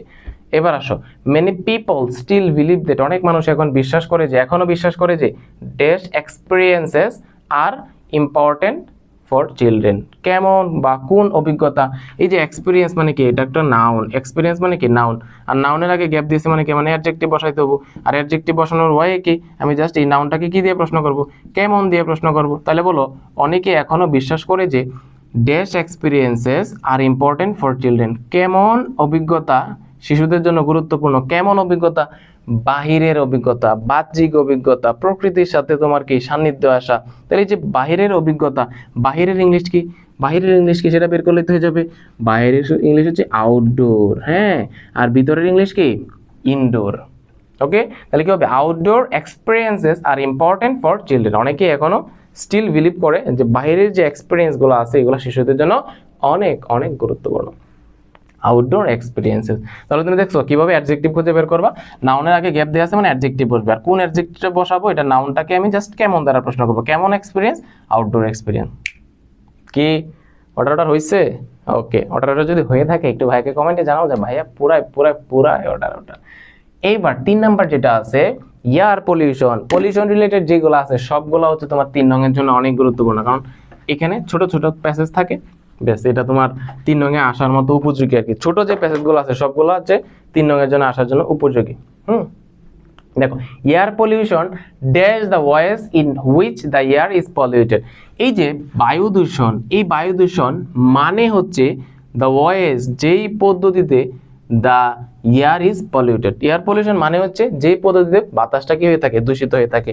তাহলে বলো কি হইতে পারে, বলো তো কি হইতে পারে। আর গ্রামার সেন্স যদি একটু চিন্তা করো কেমনে হবে, এই যে এয়ার পলিউশন মানে কি, এই সেন্টেন্সের সাবজেক্ট না, তো সাবজেক্টের পরে কার অবস্থান, ভার্বের অবস্থান, তার মানে হচ্ছে আমাকে নাকি কি বসাইতে হবে, ভার্ব বসাইতে হবে। তাহলে বায়ু দূষণ মানে হচ্ছে এমন একটা ওয়ে যে ওয়েতে বায়ুটা কি হয়, দূষিত হয়। তাহলে মানে বলতে বোঝায়, বলতে আমরা কি বোঝাই, আমরা এখানে চাইলে মিনস ইউজ করতে পারবো, মিনস মানে কি বোঝায়, তাহলে আমি বসাই মিনস মানে কি বোঝায়, তাহলে air pollution means the voice, বায়ু দূষণ বলতে বোঝায়। আমরা একটা ওয়ার্ড আছে জানি ইন্ডিকেটস, ইন্ডিকেটস মানে কি বলতো, ইন্ডিকেটস মানে কি করা, নির্দেশ করা বা বোঝানো এরকম। তো এখানে যদি আবার টু থাকতো, হ্যাঁ, তাহলে আমরা কি ইউজ করতে পারতাম, রেফার ইউজ করতে পারতাম। হ্যাঁ, রেফার্স। তো যেহেতু টু নাই তো তুমি রেফার্সটা ইউজ করিও না, তুমি মিনস ইউজ করলেও কারেক্ট হবে, ইন্ডিকেটস তো কি হবে, ইন্ডিকেটস ইউজ করলেও কারেক্ট হবে, বুঝছো। আবার তুমি চাইলে পরীক্ষার মাঝে এরকম আলগা ফিরিতে করতে যায় মিনস অবলিক দিয়ে ইন্ডিকেটস এরকম দিতে যায় না, তখন দেখবো তোমাকে এখানে ভুল দিবে, দুটোটাই তোমার কাটে দিবে। তোমার স্যারকে বোঝানোর দরকার নাই যে তুমি অনেক কিছু তুমি কি করতে পারো, আনসার এখানে দিতে পারো না, তুমি হয় মিনস দিবা না হয় কি দিবে ইন্ডিকেটস দিবা, দুইটাতে একটা দিবা, দুইটা দিলে স্যারে কিন্তু দেখবা যে অনেক সময় ভুলও দিয়ে দিতে পারে। তোমাকে এনে বলছে না তো, তোমার ওনাকে শেখানোর দরকার নাই তো, স্যারকে তো শেখানোর দরকার নাই যে এইভাবে হইতে পারে, তুমি যে কোনো একটা দিবা। আচ্ছা, তাহলে আমরা মিন্স অথবা ইন্ডিকেটস একটা দিলাম, আমরা মিন্স দিলাম। তাহলে air pollution means the OS in which the air is polluted. Air is the most important, এই যে বাতাসটা এটা হচ্ছে সবচেয়ে গুরুত্বপূর্ণ ড্যাশ অফ হিউম্যান এনভায়রনমেন্ট। এই যে মানব বা মানুষের যে পরিবেশটা আছে সেই পরিবেশের মধ্যে বাতাসটা হচ্ছে সবচেয়ে গুরুত্বপূর্ণ কিছু একটা। বলো ইম্পর্টেন্ট মানে কি? একটা অ্যাডজেক্টিভ না? ইম্পর্টেন্ট মানে কি অ্যাডজেক্টিভ, অ্যাডজেক্টিভের পরে গ্যাপ আছে মানে কি? আমার এখানে কি বসাইতে হবে? নাউন বসাইতে হবে। কি বসাইতে হবে বলো তো ভাইয়া? নাউন বসাইতে হবে। ইম্পর্টেন্ট মানে অ্যাডজেক্টিভ, এরপরে গ্যাপ দেওয়া আছে মানে নাউন বসাইতে হবে। কোন নাউনটা হবে এটা আমরা বুঝতে পারবো যে বাতাস হচ্ছে পরিবেশের একটা গুরুত্বপূর্ণ কি একটা এলিমেন্ট, একটা উপাদান। তাহলে কি হবে? এলিমেন্ট বসাই দেবো, হ্যাঁ, বা কম্পোনেন্টও বসাইতে পারো, সমস্যা নেই। কম্পোনেন্ট মানে কি উপাদান, এলিমেন্ট মানে কি উপাদান। এলিমেন্ট বসাইলেও হবে। তো এলিমেন্ট কিন্তু একটা নাউন। দেখো এবার আসো, man can not live a single dash without air. এই যে মানুষরা হচ্ছে ক্যান নট লিভ, মানুষরা হচ্ছে কি করতে পারে না? বাস করতে পারে না এ সিঙ্গেল একটা মুহূর্ত, একটা সিঙ্গেল ড্যাশ উইদাউট এয়ার, বাতাস ছাড়া। আমরা মানুষ যারা আছে তারা কি একটা সিঙ্গেল কিছু একটা কি করতে পারে? এরকম বারবার মুখ দিয়ে চলে আসতেছে যে মুভমেন্ট। এটা দেখলেই তো তুমি বুঝতে পারতেছো যে man can not live a single movement, একটা সিঙ্গেল মুহূর্ত কি করতে পারে না? বাতাস ছাড়া থাকতে পারে না। এখানে আবার সব জিনিস তো আর রুলসে হয় না, তাই না? তো রুলস তো তুমি দেখবাই যে সিঙ্গেল মানে কি একটা অ্যাডজেক্টিভ, এরপরে নাউন বলবে। মুভমেন্ট মানে কি একটা নাউন, মুভমেন্ট মানে কি মুহূর্ত, এটা একটা নাউন। ওটু মুখ দিয়ে চলে আসতেছে, তাহলে কি হবে? MOMENT মুভমেন্ট হবে। হ্যাঁ, তাহলে man can not live a single movement, একটা সিঙ্গেল মুভমেন্টও কি করতে পারে না, তারা লিভ করতে পারে না, বাস করতে পারে না উইদাউট এয়ার, বাতাস ছাড়া। আমরা বাতাস কত গুরুত্বপূর্ণ একটা এলিমেন্ট পরিবেশের। But we don't think that, আমরা ভাবি না যে ইট ইজ ড্যাশ হো pollute this most vital substances. হ্যাঁ, তাহলে উই ডোন্ট থিঙ্ক দ্যাট, আমরা ভাবি না যে ইট ইজ হো, এটা হয় কিছু মানে কিছু একটা pollute this most vital substance. Substance মানে কি? পদার্থ। পলিউট মানে কি করা? দূষিত করা। এটা ড্যাশ ইট ইজ ড্যাশ, এটা কারা? হো পলিউট, যারা হচ্ছে কি করতেছে? দূষণ করতেছে এই গুরুত্বপূর্ণ তোমার পদার্থটা, বা তুমি বলতে পারো যে উপাদানটা। কারা দূষণ করতেছে বলো তো? কারা? আমরা মানব জাতিরা কি করতেছি? আমরা এই বায়ুটাকে দূষিত করতেছি। তাহলে কি হবে? যে ইট ইজ উই, এটা হচ্ছে আমরা। It is we who pollute, it is we, এটা হচ্ছে আমরা, হু পলিউট, যারা হচ্ছে কি করতেছি? দূষণ করতেছি দিস মোস্ট ভাইটাল সাবস্টেন্সেস। আমরা মানব জাতিরাই তো কি এই বাতাসটাকে দূষিত করতেছি। এরপরে দেখো, it is dash in many ways. It is dash in many ways, it is dash many ways. এই যে বাতাসটা বিভিন্নভাবে কি হয়ে থাকে? বাতাসটা যে বিভিন্নভাবে কি হয়ে থাকে? বাতাসটা বিভিন্নভাবে দূষিত হয়ে থাকে। তাহলে দূষিত হওয়া ইংলিশ কি? পলিউট। দূষিত হওয়া ইংলিশ কি? পলিউট। কি? পলিউট। কিন্তু ওইখানে পলিউট দিতে পারবো। আমার স্টুডেন্ট যারা আছে আমার বলবো, স্যার কি শুরু করছেন? নাটক কম করেন, এত নাটক করতেছেন কেন? এখানে পলিউট কেন দিচ্ছেন আপনি? কেন পলিউট হবে? কারণ আপনি না আমাকে শিখাইছেন যে সাবজেক্ট যদি ভার্বের কাজটা করতে না পারে তখন আপনার পেসিভ করতে হয়, আর পেসিভের সময় না ভার্বের ভিতরি ফর্ম দিতে হয়। তাহলে আপনি কেন নাটক করতেছেন? কেন পলিউট দিতেছে এখানে? মানছি ভাই, মানছি আমার ভুল হয়েছে। পলিউট কেন হবে? পলিউট তো হবেই না, পলিউটের ভিতরি ফর্ম বসাতে হবে। কেন? কারণ ইট বলতে এখানে কি বোঝাইতেছে? এয়ার কে বোঝাইতেছে। কাকে? এয়ার কে বোঝাইতেছে। এয়ার মানে বাতাস, পলিউট মানে দূষণ করা। বাতাস কি বিভিন্নভাবে নিজে দূষিত করে, নাকি আমরা মানব জাতি কি করি? দূষিত করি। কোনটা? আমরা মানব জাতি দূষিত করি না। তাহলে দেখো, এয়ার ইজ পলিউট, বাতাস কি সে নিজে পলিউট করতে পারে? নরমালি চিন্তা করো, বাতাস যে আছে, বাতাস কি সে নিজেকে দূষিত করতেছে, নাকি এই বাতাসকে দূষিত করা হয় বিভিন্নভাবে? বাতাসকে দূষিত করা হয়। তাহলে প্যাসিভ মোডে যেহেতু আছে, তার মানে এখানে যে ভার্বটা নিব ওই ভার্বটাকে বিক্রি করতে হবে। ভার্ব নিচে দূষিত করা হচ্ছে পলিউট, এটার বিক্রি ফর্ম হচ্ছে পলিউটেড। কি অটার হয়েছে? একটু ভাইকে কমেন্টে জানাই তো। এবার আসো,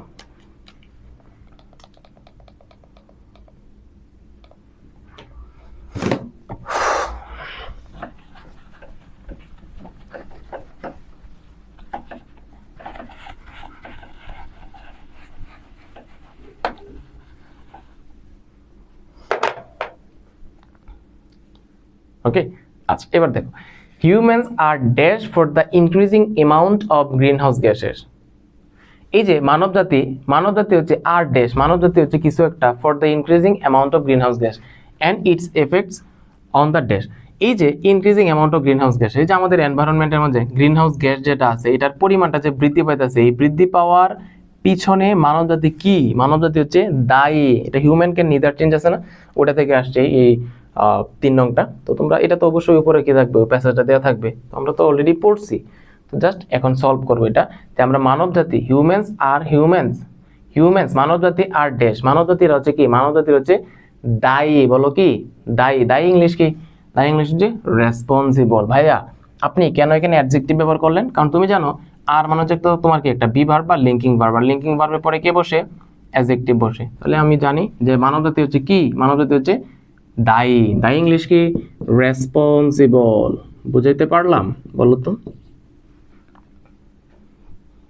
যে হিউম্যানস আর রেসপন্সিবল, মানবজাতি হচ্ছে দায়ী কিসের জন্য, for the increasing amount of green house gases. এই যে গ্রিন হাউস গ্যাসের যে পরিমাণটা, সেই পরিমাণটা বৃদ্ধি হওয়ার পিছনে মানবজাতি হচ্ছে কি, দায়ী। এবং ইটস ইফেক্ট, এই যে তোমার গ্রিন হাউস গ্যাস, এটার যে প্রভাবটা অন দ্য ড্যাশ, এটার প্রভাব কিসের উপরে প্রভাব বলো তো? এটার প্রভাব হচ্ছে কি, it's effects on the green house gas. এটা কোথায় প্রভাব বলো তো? এটার কোথায় প্রভাব পড়তেছে? পরিবেশের মধ্যে প্রভাব পড়তেছে। তো পরিবেশ ইংলিশ কি, তুমি পরিবেশ ইংলিশ হচ্ছে এনভায়রনমেন্ট। হ্যাঁ, এনভায়রনমেন্ট, তুমি এনভায়রনটা দিতে পারো, এনভায়রনমেন্ট। পরিবেশ অর্থে আমরা অ্যাটমসফিয়ারও ইউজ করতে পারি, অ্যাটমসফিয়ার মানে কি পরিবেশ, এনভায়রনমেন্ট মানে কি পরিবেশ। তাহলে এই যে তোমার গ্রিন হাউস গ্যাসের পরিমাণটা বৃদ্ধি পাচ্ছে, সেটার জন্য আমরা মানবজাতি হচ্ছে দায়ী। এবং এই যে গ্রিন হাউস গ্যাসের প্রভাব, সেই প্রভাবটা কিসের উপর পড়তেছে? আমাদের পরিবেশের মাঝে পড়তেছে, এনভায়রনমেন্টের মাঝে পড়তেছে। কয়লা, খনিজ তেল, তারপর হচ্ছে কি গ্যাস আর বার্ন, এগুলাকে পুরানো হয় টু গেট, পাওয়ার জন্য। কি পাওয়ার জন্য বলো তো? এই যে আমরা কয়লা পোড়াই, খনিজ তেল পোড়াই, গ্যাস পোড়াই, এগুলো যে পোড়াই কিসের জন্য পোড়াই? টু গেট, কি পাওয়ার জন্য পোড়ায় থাকি? কয়লা যে পোড়াই কিসের জন্য? কয়লা পোড়ানোর উদ্দেশ্য হচ্ছে শক্তি পাওয়া। এখান থেকে আমরা কি পাই? এনার্জি পাই। তাহলে এনার্জি, শক্তির ইংলিশ কি? এনার্জি। হ্যাঁ, কি হবে? এনার্জি হবে। তাহলে কয়লা, খনিজ তেল, গ্যাস আর বার্ন, এগুলোকে পোড়ানো হয় টু গেট এনার্জি, শক্তি পাওয়ার জন্য। বাট অল দিস থিংস, এই যে সকল বিষয়গুলা বিং বার্ন, এগুলোকে যখন পোড়ানো হয়, রিলিজ, এগুলা তোমার কি করে? নির্গত করে কার্বন ডাইঅক্সাইড। তুমি যখন কয়লা পোড়াইবা, খনিজ তেল পোড়াইবা, গ্যাস পোড়াইবা, তখন এগুলা একটা জিনিস নির্গত করে, রিলিজ করে। কি নির্গত করে? Carbon dioxide into the air, বাতাসের মধ্যে কার্বন ডাইঅক্সাইড নির্গত করে। মোরওভার, এছাড়াও পিপল কাট ফরেস্ট, এবং আমরা পিপল যারা আছে, মানুষ যারা আছে, তারা কেটে থাকে। কি কেটে থাকে? ফরেস্ট, এই যে বন জঙ্গলগুলো আছে, বন গাছপালা, এগুলো হচ্ছে কেটে থাকে। ড্যাশ অ্যাবজর্ব, যে গাছপালাগুলা অ্যাবজর্ব করে থাকে, শোষণ করে থাকে কার্বন ডাইঅক্সাইড। হ্যাঁ, তোমার এই যে কার্বন ডাইঅক্সাইড আছে না, একটা ক্ষতিকারক গ্যাস বা পদার্থ, এটা তোমার কি করে? এই গাছপালাগুলা বা বনগুলা কি করে? শোষণ করে। অ্যান্ড সাপ্লাই ড্যাশ, বুঝো একটু। এই যে পিপল কাট ফরেস্ট, আমরা মানব জাতি বা মানুষ যারা আছি, পিপল যারা আছে, তারা হচ্ছে গাছপালা, বন জঙ্গলে হচ্ছে কেটে থাকে। ড্যাশ অ্যাবজর্ব, আমরা জানি, তোমাকে পড়াইছিলাম কানেক্টরসের মধ্যে পড়াইছিলাম যে দেখো অ্যাবজর্ব মানে কি করা? শোষণ করা। এটা কিন্তু একটা ভার্ব। এই ফরেস্ট মানে তোমার কি? একটা নাউন। ফরেস্ট মানে কি? নাউন। আমরা জানি নাউন এবং ভার্বের মাঝে যদি গ্যাপ থাকে নরমালি, তখন আমরা কি ব্যবহার করি? একটা রিলেটিভ প্রোনাউন ইউজ করি। কি ইউজ করি? Relative pronoun. আর এই রিলেটিভ প্রোনাউনটা তখন কি হয় বলো তো? বলো, রিলেটিভ প্রোনাউনটা কয়টা হইতে পারে? 3টা জিনিস। হো হইতে পারে, হুইচ হইতে পারে, অথবা কি হইতে পারে? দ্যাট হইতে পারে, তাই না? বলো। এখন হো বসায় যদি এই নাউনটা কি হয়? ব্যক্তিবাচক হয়। আর হুইচ অথবা দ্যাট কখন বসায়? যদি এই নাউনটা কি হয়? বস্তুবাচক হয়। বা বস্তুবাচক বলতে মানুষ ছাড়া অন্য কোনো কিছু হইলে আমরা কি ব্যবহার করি? হুইচ অথবা দ্যাট ব্যবহার করি। তেমন এখন দেখো, এই যে ফরেস্ট আছে এবং অ্যাবজর্ব হচ্ছে ভার্ব, এর মাঝে আমার কি বসাইতে হবে? Relative pronoun. আর রিলেটিভ প্রোনাউন 3টা, হো, হুইচ, দ্যাট। যেহেতু ফরেস্ট মানে বন, এটা তো আর মানুষ না, তখন হো বসাইতে পারবো না। আমি হুইচ বসাইলেও কারেক্ট হবে, অথবা কি দ্যাট বসাইলেও কারেক্ট হবে। তাহলে কি হবে বলো তো? ডি নাম্বার কি হবে? হুইচ হবে। হ্যাঁ, হুইচ কি হবে? হুইচ হবে। তাহলে পিপল কাট দ্য ফরেস্ট, মানুষ হচ্ছে তোমার কি করতেছে? বন জঙ্গল কাটতেছে। হুইচ অ্যাবজর্ব, এই যে গাছগুলা যেটা কি করে? শোষণ করে carbon dioxide. And carbon dioxide শোষণ করে এবং গাছ পরিবর্তে কি করে? আমাদেরকে কি দেয়? সাপ্লাই করে। কি সাপ্লাই করে? গাছপালা কি সাপ্লাই করে? অক্সিজেন সাপ্লাই করে। তাহলে কি হবে? এই নাম্বারটা অক্সিজেন হবে। আমি কি ভাইয়া তোমাদেরকে অর্ডার করতে পারছি কিনা একটু ভাইকে কমেন্টে জানাও যে ভাইয়া পুরাই পুরাই পুরাই পুরাই পানি পানি, পুরাই ওয়াটার হয়ে গেছে। হ্যাঁ, এই যে দেখো এখানে দায়ী অর্থে আমরা রেসপন্সিবল ব্যবহার করছি, এখানে শক্তি পাওয়া অর্থে আমরা এনার্জি ব্যবহার করছি, এখানে তোমার কি পরিবেশ বোঝাচ্ছে এই জন্য পরিবেশ এনভায়রনমেন্ট ইউজ করছি, এখানে আমরা রিলেটিভ প্রোনাউনের প্রয়োজন যেহেতু এখানে নাউনটা ব্যক্তিবাচক না এই জন্য হচ্ছে আমরা কি হুইচ ব্যবহার করছি বা দ্যাটও ইউজ করতে পারবো আমরা। আবার যেহেতু গাছপালা কি করে কার্বন ডাইঅক্সাইড শোষণ করে এবং সাপ্লাই করে, কি সাপ্লাই করে অক্সিজেন সাপ্লাই করে, দ্যাটস ওয়াই আমি এখানে অক্সিজেন ইউজ করছি। বলো তো ভাইয়া বুঝাইতে পারছি কি? ভাইয়া কি তোমাকে বুঝাইতে পারছে? ফসিল ফুয়েল, হ্যাঁ জীবাশ্ম জ্বালানি। এই যে হিউম্যানকে নিদার চেঞ্জ এখান থেকে মানে 2-3টা দিছি কারণ এটা অনেক ইম্পর্টেন্ট। হ্যাঁ, এটা তোমার কোথায় দিনাজপুর বোর্ড 2023 সালে আসছিল। আল্লাহ যদি রহমত করতো গো, এই বোর্ড এইবার আমার অনেকগুলো বোর্ডের মাঝে যদি তোমার এটা আসে পড়তো, আমার স্টুডেন্ট যারা আছে তারা যদি খুব সুন্দর করে দিয়ে আসতে পারতো, পরে তো আমি সুন্দর করে ফ্ল্যাক্স নিতাম, এই যে আমি যা পড়াইছি তার ভিতর থেকে কমন। আল্লাহ দিয়ে দেও, এটা কমন দিয়ে দিও, যে কোনো বোর্ডে কমন দিয়ে দিও। এটা তো ভালো করে দেখো যাতে পরীক্ষার মাঝে সুন্দর করে কূপ দিয়ে চলে আসতে পারো। দেখো ফসিল ফুয়েল, এই যে জীবাশ্ম জ্বালানি আর বার্ন, এগুলাকে পোড়ানো হয় এট অ্যান অ্যালার্মিং রেট। এটা তোমার কি একটা অ্যালার্মিং সংকেতজনক ভাবে তোমার কি করা হচ্ছে, এই ফসিল জীবাশ্ম জ্বালানিগুলো পোড়ানো হচ্ছে ডিউ টু, কারণে, কিসের কারণে বলো তো? কিসের কারণে? এই যে ফসিল ফুয়েল আর বার্ন এগুলাকে পোড়ানো হচ্ছে at alarming rate due to dash, কিসের কারণে? শিল্পায়নের কারণে। কিসের কারণে? শিল্পায়নের কারণে। এই যে শিল্প কারখানা বাড়তেছে এই জন্য তোমার কি ফসিল ফুয়েল গুলোকে বেশি পরিমাণে কি করা হচ্ছে, পোড়ানো হচ্ছে। তাহলে বলো ডিউ টু কি? Due to industrialisation. হ্যাঁ, ইন্ডাস্ট্রিয়ালাইজেশন মানে কি? শিল্পায়ন। হ্যাঁ, তাহলে কি বলতে পারি আমরা এখানে? ইন্ডাস্ট্রিয়ালাইজেশন। ওকে, তাহলে ফসিল ফুয়েলস আর burn at alarming rate due to industrialization. Coal মানে কি? কয়লা। Is one of the fuels, এটা হচ্ছে তোমার কয়লা হচ্ছে এমন একটা জ্বালানি ইউজড ফর, যেটা ব্যবহার করা হয় ড্যাশ এনার্জি। এই কয়লাগুলা ব্যবহার করা হয় এনার্জি, শক্তি কি করার জন্য? আমরা যে কয়লা আনি না, কয়লা পুরাই, এটাকে যে আমরা পুরাই বা সেটা ব্যবহার করি, এটা কিসের জন্য করি বলতো? এনার্জি কি করার জন্য? এনার্জি প্রডিউস করার জন্য, এনার্জি উৎপাদন করার জন্য, তাই না বলো? শক্তি উৎপাদনের জন্যই তো আমরা কয়লাগুলা পুরায় থাকি। তাহলে প্রডিউস কি করার জন্য? প্রডিউস করার জন্য। তাহলে আমি এখানে প্রডিউস ব্যবহার করবো। কি ব্যবহার করবো? প্রডিউস। কিন্তু আপনি বলবেন, আমার ছোট ভাইটা বলবে, আপুটা বলবে যে ভাইয়া এটা কি করলেন আপনি তো ভুল করেছেন। কি ভুল করেছেন? কারণ ফর তো একটা প্রিপোজিশনের পরে ভার্বটা যদি বসান তখন কি করতে হবে? আইএনজি ফর্মে বসাইতে হবে। তাহলে আপনি কেন এখানে প্রডিউস বসাইছেন? প্রডিউস হবে না তো কি হয়ে যাবে? প্রডিউসিং হয়ে যাবে, তাই না? হ্যাঁ, তোমাদেরকে তো শিখায়ও, বিপদে পড়ছি। হ্যাঁ, এখন যেটা একটু ভুল করতে যাই তুমি আমাকে ধরায় ফেলো যে এটা তো হবে না। হ্যাঁ, তোমাকে কি করতে হবে? এটা অন্যটা ব্যবহার করতে হবে। তাহলে কি হবে এখানে বলো তো? এই যে আমরা এখানে কি ব্যবহার করলাম? শক্তি উৎপাদন করা ইংলিশ কি? শক্তি উৎপাদনের জন্য ব্যবহার করা। উৎপাদন করা ইংলিশ হচ্ছে প্রডিউস। আর যেহেতু প্রিপোজিশন, ফর একটা প্রিপোজিশনের পরে যখন আমি প্রডিউস বসাইতেছি তখন আমাকে এটা খেয়াল রাখতে হবে, প্রিপোজিশনের পরে ভার্বটা এনজয়, এই জন্য প্রডিউসটা কি হয়ে যাবে? প্রডিউসিং হয়ে যাবে। এবার আসুন, আওয়ার অ্যাটমসফিয়ার, আমাদের যে পরিবেশটা আছে, আমাদের যে অ্যাটমসফিয়ারটা আছে, ইজ বিং পলিউটেড, এটাকে দূষণ করা হচ্ছে for the dash greenhouse gases day by day. Greenhouse গ্যাসটা কি করার জন্য বলো তো? আওয়ার অ্যাটমসফিয়ার, আমাদের পরিবেশটা ইজ বিং পলিউটেড, এটা দূষণ করা হচ্ছে for the greenhouse gas day by day. কিসের জন্য বলো তো? আওয়ার অ্যাটমসফিয়ার, আমাদের যে পরিবেশটা আছে, ইজ বিং পলিউটেড, এটা দূষিত করা হচ্ছে। এটা দূষিত করা হচ্ছে ফর দ্য, কিসের জন্য? Dash greenhouse gases, for the greenhouse gas কি করার জন্য? দিন দিন গ্রিনহাউস গ্যাস বৃদ্ধি করার জন্য। তাহলে কি বলতে পারি বলো তো? এখানে কি বলতে পারবো? ইনক্রিজিং ব্যবহার করতে পারবো। ইনক্রিজিং। হ্যাঁ, ইনক্রিজিং কেন হবে? কারণ হচ্ছে ফর মানে কি একটা প্রিপোজিশনের পরে তুমি যদি ভার্ব বসাও তখন সেটা কি করতে? আইএনজি করতে। হ্যাঁ, তাহলে কি হবে? ইনক্রিজিং। হ্যাঁ, তাহলে কি হবে? Our atmosphere is being polluted for the increasing greenhouse gas day by day. দিন দিন গ্রিনহাউস গ্যাসগুলোকে বৃদ্ধি করার জন্য আমাদের যে পরিবেশটা কি হচ্ছে? এটা দূষিত হচ্ছে। হ্যাঁ, এরপর দেখো, hour dash on fossil fuels should be reduced. এই যে আমাদের অন ফসিল ফুয়েল, এই যে জীবাশ্ম জ্বালানি যেগুলো আছে সেগুলোর উপর কিছু একটা শুড বি রিডিউস মানে কি? কমানো। তো আমাদের জীবাশ্ম জ্বালানির উপর কি একটা নির্ভরতা চলে আসছে না? জীবাশ্ম জ্বালানি ছাড়া আমরা পারি না, শক্তি উৎপাদন করতে পারি না। তো আমাদের যে তোমার এই যে নির্ভরশীলতা, এই যে ফসিল ফুয়েল যে আছে জীবাশ্ম জ্বালানির উপর আমাদের যে নির্ভরশীলতা, সেটাকে কি করতে হবে? কমিয়ে ফেলতে হবে। তো নির্ভরশীলতা ইংলিশ কি? ডিপেন্ডেন্সি। হ্যাঁ, ডিপেন্ডেন্সি। ওকে, তাহলে আমরা কি বলতে পারি? ডিপেন্ডেন্সি মানে কি? ডিপেন্ডেন্সি মানে নির্ভরশীলতা। ওকে, তাহলে ডিপেন্ডেন্সি মানে কি নির্ভরশীলতা। এটা হচ্ছে তোমার কি একটা নাউন ফর্ম। কেন নাউন ফর্ম বসাইছি?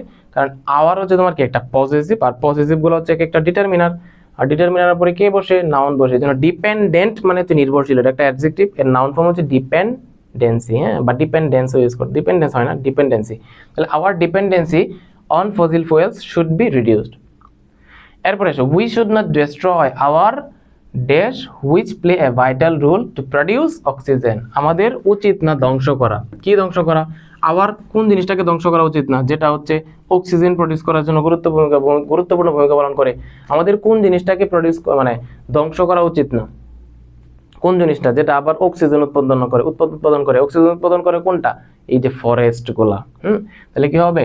We should not destroy our forest. কি হবে? ফরেস্ট। আমাদের যে বনাঞ্চলগুলো আছে এগুলাকে কি করা উচিত না? ধ্বংস করা উচিত না। যেগুলা play a vital role to produce oxygen, যেগুলো হচ্ছে তোমার কি করে? অক্সিজেন প্রডিউস করার জন্য গুরুত্বপূর্ণ ভূমিকা পালন করে। তুমি যদি এখানে ফরেস্ট না দিয়ে শুধু ট্রিজ দেও, ট্রিজ মানে দিলেও কি হবে? কারেক্ট হবে। ট্রিজ মানে কি? গাছপালা। তাহলে we should not destroy our trees, আমাদের গাছপালাগুলোকে ধ্বংস করা উচিত না।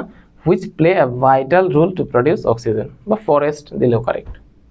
ওকে, আচ্ছা। তো আমি অনেক দোয়া করতেছি যে আল্লাহ কোনো না কোনো বোর্ডে দিয়ে দিও, হ্যাঁ, যাতে হচ্ছে আমার ভাইয়াটা সুন্দর করে যে কি করতে পারে, পরীক্ষা দিয়ে আসতে পারে। এবার চলে আসছে লোনলিনেস, একাকিত্ব। একা থাকার যে যে কি কষ্ট যে থাকে সে বোঝে। এই যে একাকিত্ব, লোনলিনেস, একাকিত্ব বা নিঃসঙ্গতা, যারা ফিল করছো তারাই বোঝো যে কি কঠিন একটা সিচুয়েশন এটা। যদিও সিচুয়েশন না, লোনলিনেস মানে কি একটা feeling. Loneliness can dash anyone. এই যে একাকিত্ব, এটা কি করতে পারে বলো তো? এটা বলো, এটা সবাই কি করতে পারে? এটা সবাই অনুভব করতে পারে, হ্যাঁ, but some groups are more at risk. এই যে লোনলিনেসটা, এটা সবাই আমরা কি করতে পারি? ফিল করতে পারি। তুমি শিশু হলেও ফিল করতে পারো, তুমি যদি ইয়াং হও তাহলেও ফিল করতে পারো, তুমি যখন প্রাপ্তবয়স্ক হবা তখনও তুমি ফিল করবা, তুমি যখন বুড়িয়া বয়সে যাইবা এই বুড়িয়া বয়সেও তুমি আরো কি বেশি করে কি করবা? একাকিত্ব বা নিঃসঙ্গতাটা ফিল করবা। তাহলে দেখো, loneliness can dash anyone. Loneliness হচ্ছে যে কেউ কি করতে পারে? অনুভব করতে পারে। অনুভব করা ইংলিশ কি? ফিল। ফিল মানে কি করা? অনুভব করা। দেখো ক্যান, কিন্তু এখানে কি তোমাকে বলতে হইব? ইংলিশটা দেখো কত মজার, একটা শিখলে একটার সাথে কাজে লাগে। ক্যান মানে একটা মডাল ভার্ব। আমরা জানি রাইট ফর্ম ভার্বে শিখছি যে ক্যান মানে মডাল ভার্ব। মডাল ভার্বের পরে কি বসে? ভার্বের বিয়ন ফর্ম বসে বা বেস ফর্ম বসে। এই জন্য দেখো আমি কেন মানে বলো তো ফিলিং ইউজ করছি না, বা কেন ফেল্ট ইউজ করছি না?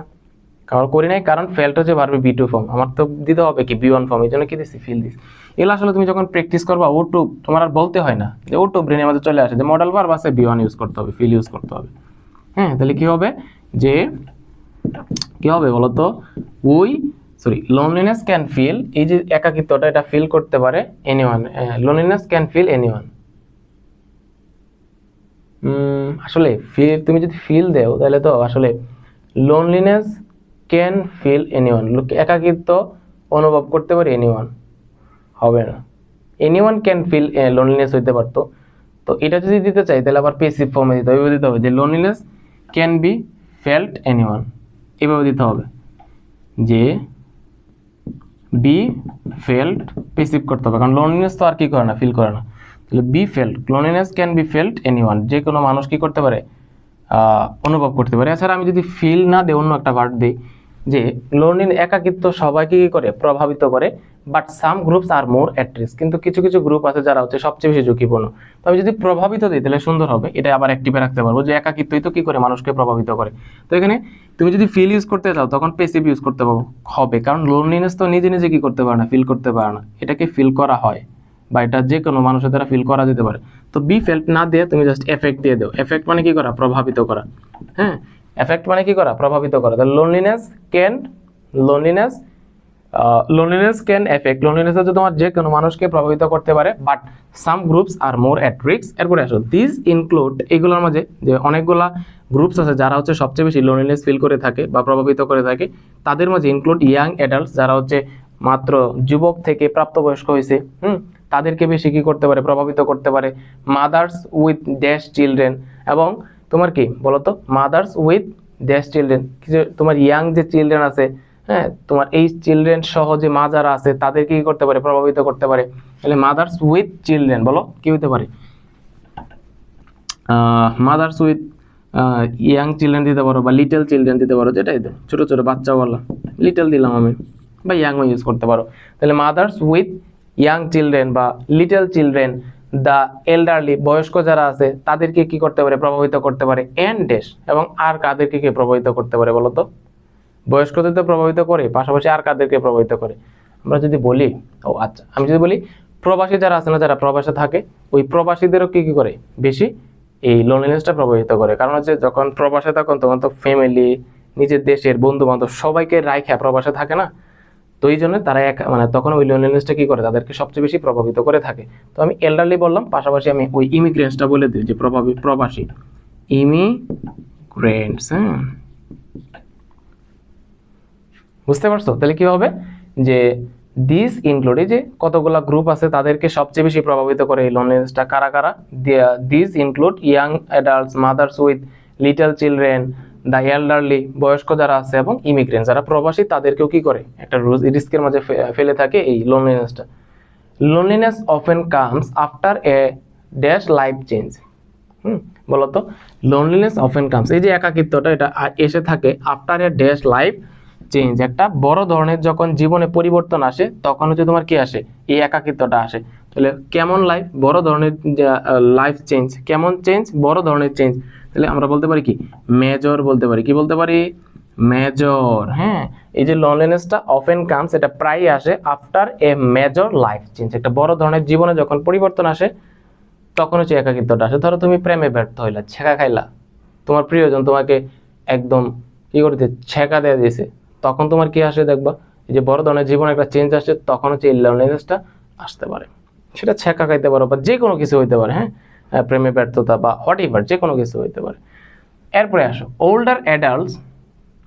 ওল্ডার অ্যাডাল্টস, এই যে তোমার বয়স্ক, যে প্রাপ্তবয়স্ক যে মানুষগুলো আছে, মে ফিল লোনলি, তারাও যে তোমার কি একাকিত্ব ফিল করতে পারে, বিকজ দে ড্যাশ অ্যালোন, কারণ হচ্ছে তারা একা বাস করে। যখন বয়স্ক হয়ে যায় মানুষ তখন হচ্ছে দেখবা তারা একা একা বসবাস করে, তখন তো আর তার পেয়ার গ্রুপ থাকে না, তার বন্ধু বান্ধব থাকে না, তার কলিগ থাকে না, সে একা একা জীবনযাপন করে। তো এই জন্য তারা কি করে, বেশি লোনলিনেসটা ফিল করে থাকে। তাহলে বিকজ, কারণ দে ড্যাশ এলোন, তারা একাকি করে, একাকি বাস করে, বা হচ্ছে একাকি থাকে। তো দে স্টে এলোন দিলেও কারেক্ট, দে স্টে এলোন, তারা একা থাকে, অথবা লিভ দিতে পারো, লিভ অত কি করা, বাস করা, তারা একা একা বাস করে, বা সার্ভাইভ ইউজ করতে পারো, প্যারা নাই। ওল্ডার অ্যাডাল্টস মে ফিল, যারা হচ্ছে বৃদ্ধ যারা আছে তারা ফিল লোনলি, তারা হচ্ছে একাকিত্ব অনুভব করে, বিকজ দে স্টে অ্যালোন, তারা একা থাকে, they live alone, they survive alone, whatever. এবার আসো এরপরেরটাই, যে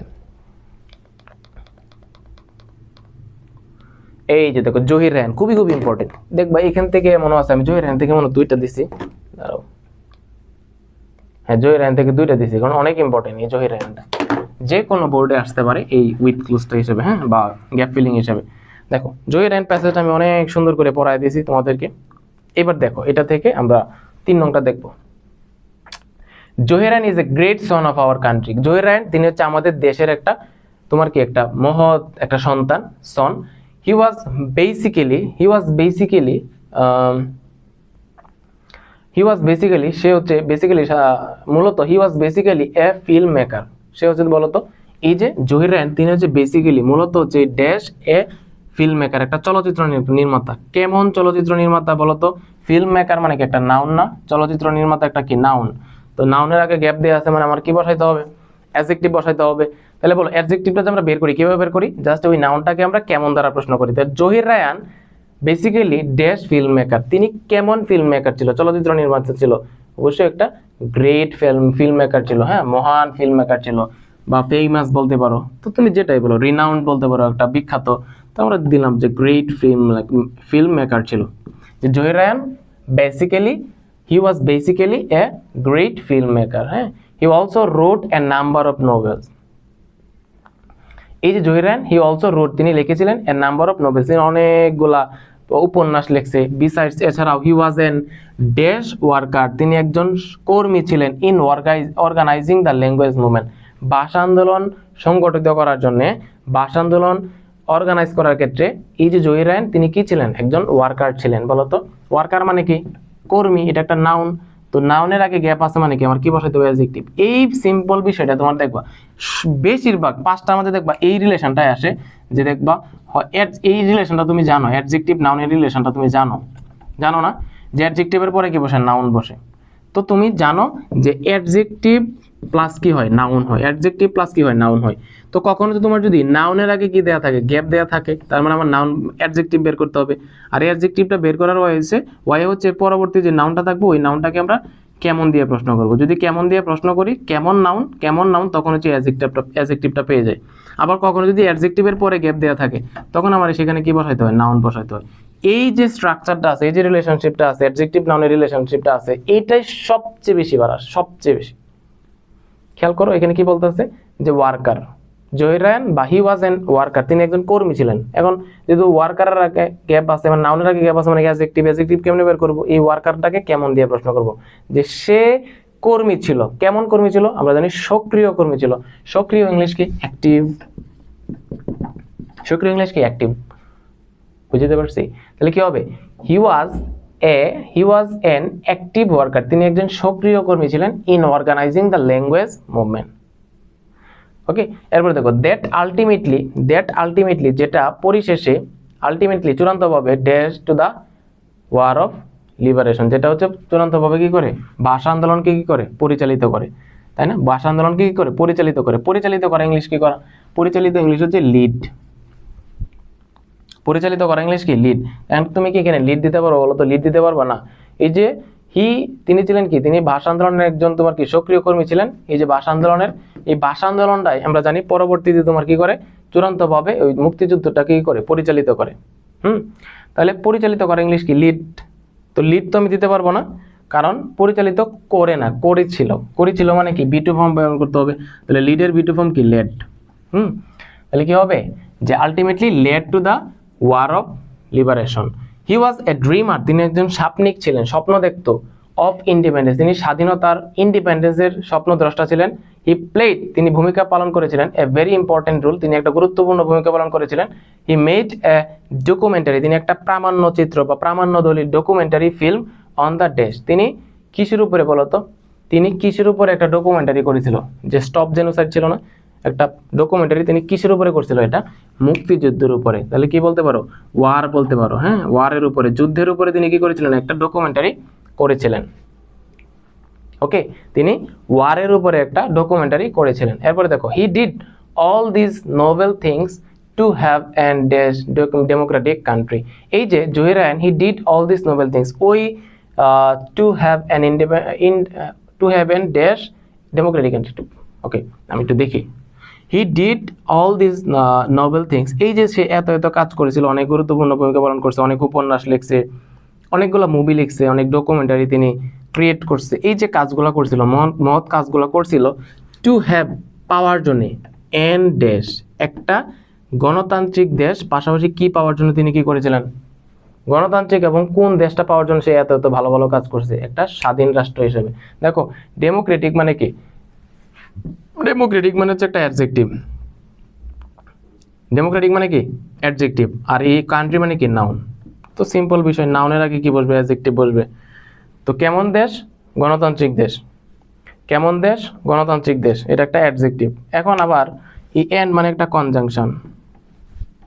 তো কনজাংশনের আগে কি আছে, গ্যাপ আছে। আমরা জানি এন্ড হচ্ছে এমন একটা কনজাংশন, এন্ড হচ্ছে এমন একটা কনজাংশন, এন্ড এর পরে যদি অ্যাডজেক্টিভ থাকে, এন্ড এর আগেও কি থাকে, অ্যাডজেক্টিভ বসে। এন্ড এর পরে যদি নাউন থাকে, এন্ড এর আগেও কি বসে, নাউন বসে। এন্ড এর পরে যদি, তারপরে তোমার এন্ড এর পরে যদি অ্যাডভার্ব থাকে, এন্ড এর আগেও কি বসে, অ্যাডভার্ব বসে, তাই না বলো? তাহলে এখানে ডেমোক্রেটিক যেহেতু তোমার কি একটা অ্যাডজেক্টিভ, তাহলে আমি এটা শিওর যে এই গ্যাপের মাঝে কি বসবে, একটা অ্যাডজেক্টিভ বসবে। কথা বুঝছো কিনা? যে এন্ড এর পরে যদি অ্যাডজেক্টিভ আছে, তাহলে এন্ড এর আগে কি বসবে, অ্যাডজেক্টিভ বসবে।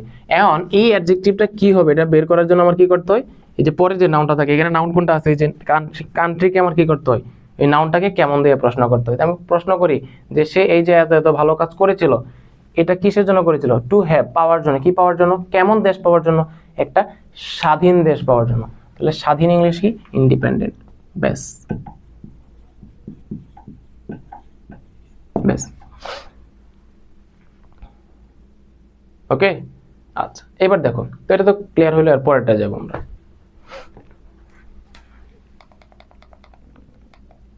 কি রে ভাই আটকে পারস কে বলতো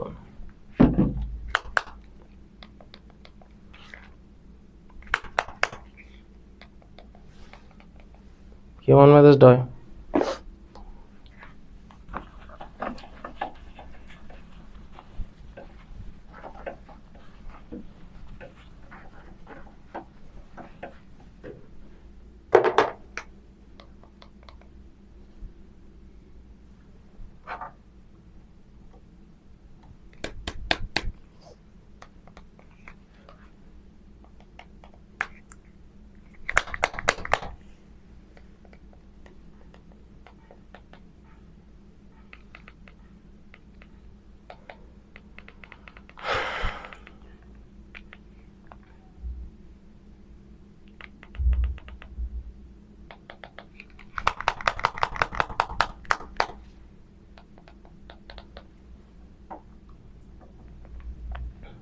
মেজাজটা কিরকম বলো তো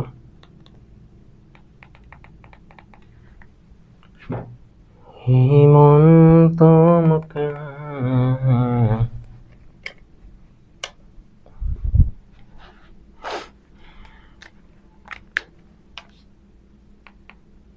এটার উপরে যে জ্বর যাইতেছে বুঝছো টিভি মানে মানুষ হচ্ছে স্মার্ট বোর্ডে ক্লাস নেয় আর আমি হচ্ছে টিভির উপরে তুফান চালাই দিছি তাও যে টিভি দিতেছে আমারে একদমই নষ্ট হইতেছে না এটা অনেক কিছু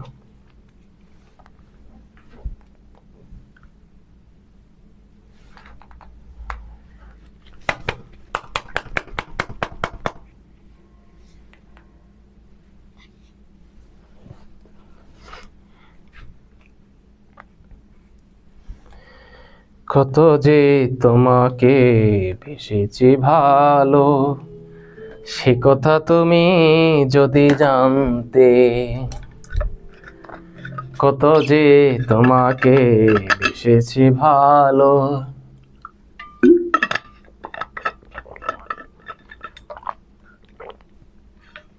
সে কথা তুমি যদি জানতে এই হৃদয় চিরে যদি দেখানো যেত এই হৃদয় চিরে যদি দেখানো যেত আমি যে তোমার তুমি মানতে সে কথা তুমি যদি জানতে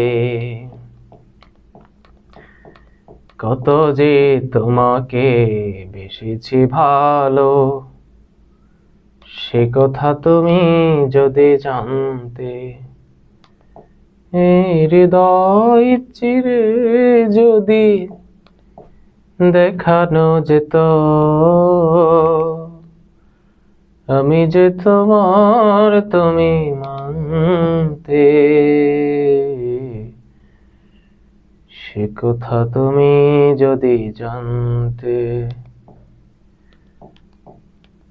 ওই কালো কেশ তুমি ছড়ালে যখন মেঘেরাও পেল যেন লজ্জা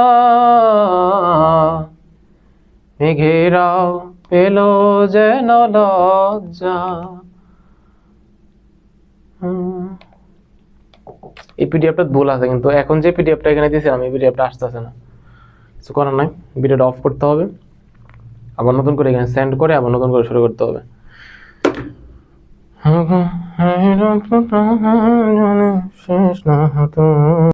ওই কালো কেশ তুমি ছড়ালে যখন মেঘেরাও পেল যেন লজ্জা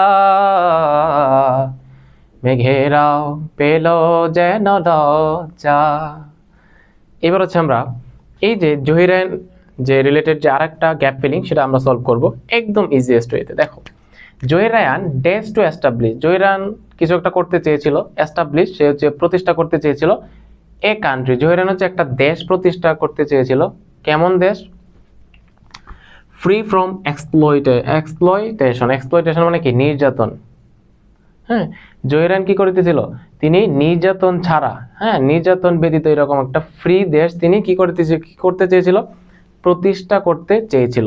তাহলে Zahir Raihan days to establish a country free from exploitation, নির্যাতন নিপীড়ন ব্যতীত এমন একটা দেশ তিনি প্রতিষ্ঠা করতে চেয়েছিলেন। তো চাওয়া ইংলিশ কি বলতো? চাওয়া ইংলিশ হচ্ছে কি ওয়ান্ট। তো জহির রায়হান কি আজকে চাইতেছে? তিনি কি চায় নাকি চেয়েছিল বলতো? অতীতে চেয়েছিল না? তাহলে ওয়ান্টের কি করতে হবে? বি2 ফর্ম করতে হবে। ওয়ান্টের বি2 ফর্ম কি? Wanted. Zahir Raihan wanted to establish a country free from exploitation, হ্যাঁ, নির্যাতন ব্যতীত এমন একটা দেশ তিনি প্রতিষ্ঠা করতে চেয়েছিলেন।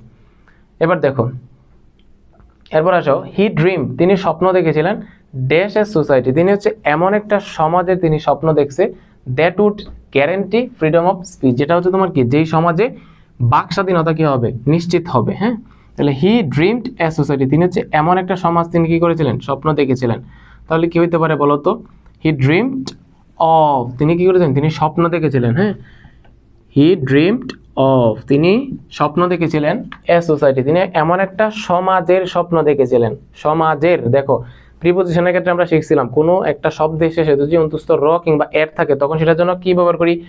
অফ ব্যবহার করি। এখানে বলতে আছে তিনি এমন একটা বা তিনি একটি সমাজের কি করেছিলেন? স্বপ্ন দেখেছিলেন। সমাজের স্বপ্ন দেখেছিলেন। সমাজের, এই যে দেখো সমাজের শেষে কি আছে? অন্তস্থ র আছে, এই জন্য আমরা কি ব্যবহার করছি? অফ ব্যবহার করছি। He dreamed of a society that would guarantee freedom of speech, he dash part in different movements to achieve this goal. এই যে তোমার বাক স্বাধীনতা প্রতিষ্ঠা তিনি করতে চেয়েছিলেন বা নিশ্চিত করতে চেয়েছিলেন, এই যে তার লক্ষ্য, এই যে তার গোল, এই যে তোমার তার যে উদ্দেশ্য, সেটাকে অ্যাচিভ করার জন্য তিনি বিভিন্ন আন্দোলনে কি করেছিলেন? বিভিন্ন আন্দোলনে অংশগ্রহণ করেছিলেন। আমরা জানি টেক পার্ট ইন মানে কি করা? অংশগ্রহণ করা। তো তিনি যেহেতু অংশগ্রহণ করেছিলেন এই জন্য টেকটাকে কি করে দিব? টুক করে দিব। ওকে, তাহলে কি হবে? যে he took part in different movements to achieve this goal. He took part, take থেকে কি হয়ে গেছে? টুক হয়ে গেছে, কারণ যেটা অতীতে হয়েছে। তাহলে he took part in different movements to achieve this goal. Okay, এবার আসো, হি ওয়ান্টেড, তিনি চেয়েছিলেন, টু বিল্ড ওয়ার্ল্ড অপিনিয়ন, তিনি সারা বিশ্বের যে মতামত আছে, in favour of our dash war, আমাদের যে কি কেমন ওয়ার বা কোন ওয়ারটা? আমাদের মুক্তিযুদ্ধের সম্পর্কে সারা বিশ্বে মানে মতামত বা তোমার ফেভার, এটার তোমার যে সাপোর্ট পাওয়ার জন্য, ফেভার পাওয়ার জন্য সারা বিশ্বে তোমার কি করেছিল? তোমার সারা বিশ্বের মতামত তিনি চেয়েছিলেন। তাহলে হি ওয়ান্টেড, তিনি চেয়েছিলেন, to build world opinion in favour of our dash liber মানে ড্যাশ ওয়ার, আমাদের মুক্তিযুদ্ধের পক্ষে সারা বিশ্ব জনমত তৈরি করতে তিনি চেয়েছিলেন। তাহলে কোন যুদ্ধ? মুক্তিযুদ্ধ। মুক্তিযুদ্ধ ইংলিশ কি? মুক্তি ইংলিশ কি? লিবারেশন। হ্যাঁ, লিবারে, এইগুলো আসলে দেখলেই বোঝা যায় না, তোমাকে আসলে আলাদা করে বোঝানোর কোনো কিছু নাই। লিবারেশন, LIBE, LIBERATION, হ্যাঁ, লিবারেশন। তাহলে কি হইলো ভাইয়া? যে to build world opinion in favour of our liberation war, মুক্তিযুদ্ধ। হ্যাঁ, যুদ্ধ মানে তো যুদ্ধ, ওয়ার, আর লিবারেশন মানে কি? মুক্তিযুদ্ধ। আচ্ছা, এবার দেখো, with this view in mind, এবং এই যে তার যে স্বপ্ন, এই যে তার যে তোমার মাইন্ড, এই যে তার মতাদর্শ, সেটা নিয়ে he made his famous documentary, এবং এটা সংকল্প করে he made his famous documentary, তার যে একটা বিখ্যাত ডকুমেন্টারি আছে স্টপ জেনোসাইড, সেটা তিনি কি করেছিলেন? তৈরি করেছিলেন। দ্যাট ওয়াজ ড্যাশ, যেটা কি হয়েছিল? কি হয়েছিল বলতো? যেটা সফল হয়েছিল, to create world sentiment in our favour. দেখো আমাদের পক্ষে সারা বিশ্বে একটা ওয়ার্ল্ড সেন্টিমেন্ট, আমাদের সারা বিশ্বে একটা জনমত তৈরি করার জন্য তোমার কি হয়েছিল? এই যে স্টপ জেনোসাইড যে ডকুমেন্টারিটা, এটা সফল হয়েছিল। কি হয়েছিল? সফল। এই দেখো, বি ভার্ব, ওয়াজ মানে একটা লিঙ্কিং ভার্ব, লিঙ্কিং ভার্বের পরে কি বসাইতে হবে? অ্যাডজেক্টিভ। আর সাকসেসের অ্যাডজেক্টিভ ফর্ম কি? সাকসেসফুল। তাহলে কি হবে? সাকসেসফুল।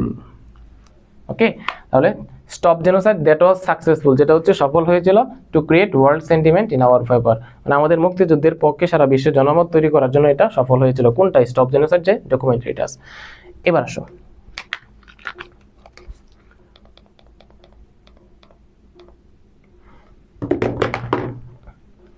প্রীতিলতা খুবই ইম্পর্টেন্ট। আমি যতগুলো প্যাসেজ পড়াইছি অলরেডি, প্যাসেজের যে 3 নং পড়াইছি, তার মধ্যে সবচেয়ে গুরুত্বপূর্ণ হচ্ছে প্রীতিলতা, এবং এই প্রীতিলতা থেকে আমি 3টা দিছি গ্যাপ ফিলিং। দেখবা 3টা থেকে কোনো না কোনো বোর্ডে একটা আসবে, শিওর আসবে ইনশাল্লাহ, আমি বলে দিলাম, যাও আল্লাহ ভরসা। দেখো, Pritilata was a great dash, Pritilata was a great dash, এই যে প্রীতিলতা ওয়াজ এ গ্রেট, একটা মহান ড্যাশ, কি ছিলেন Pritilata?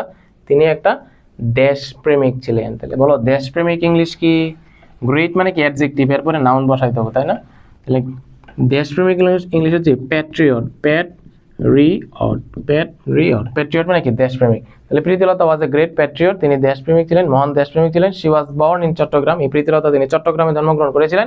She was a student of extraordinary merit, তার হচ্ছে মানে অনেক অসাধারণ মেধাবী একজন শিক্ষার্থী ছিলেন।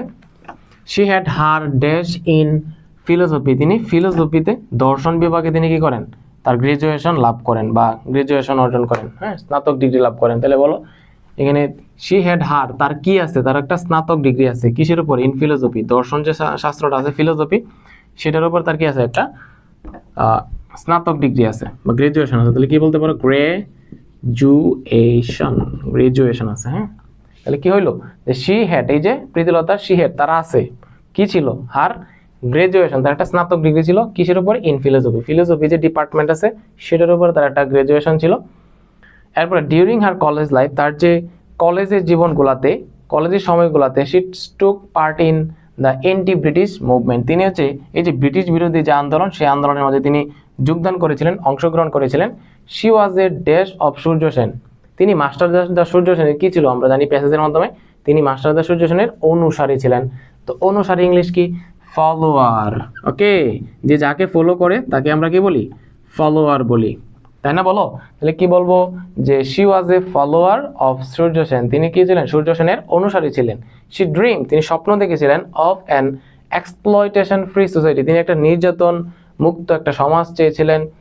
And so she got herself dash in Surya Sen's armed resistance movement, আমরা জানি মাস্টার দা সূর্য সেনের তার হচ্ছে তোমার কি ছিল, একটা সশস্ত্র প্রতিরোধ আন্দোলন ছিল, মুভমেন্ট ছিল, এবং সেই আন্দোলনে এই প্রীতিলতা ওয়াদ্দেদার কি করেছিল, নিজেকে যুক্ত করেছিল, তাই না, নিযুক্ত করেছিল। তাহলে শি গট হারসেলফ ইনভলভ মানে কি করা, জড়ানো বা কি করা, যুক্ত হওয়া। তাহলে কি হবে, ইনভলভড, ইডি হবে, involved.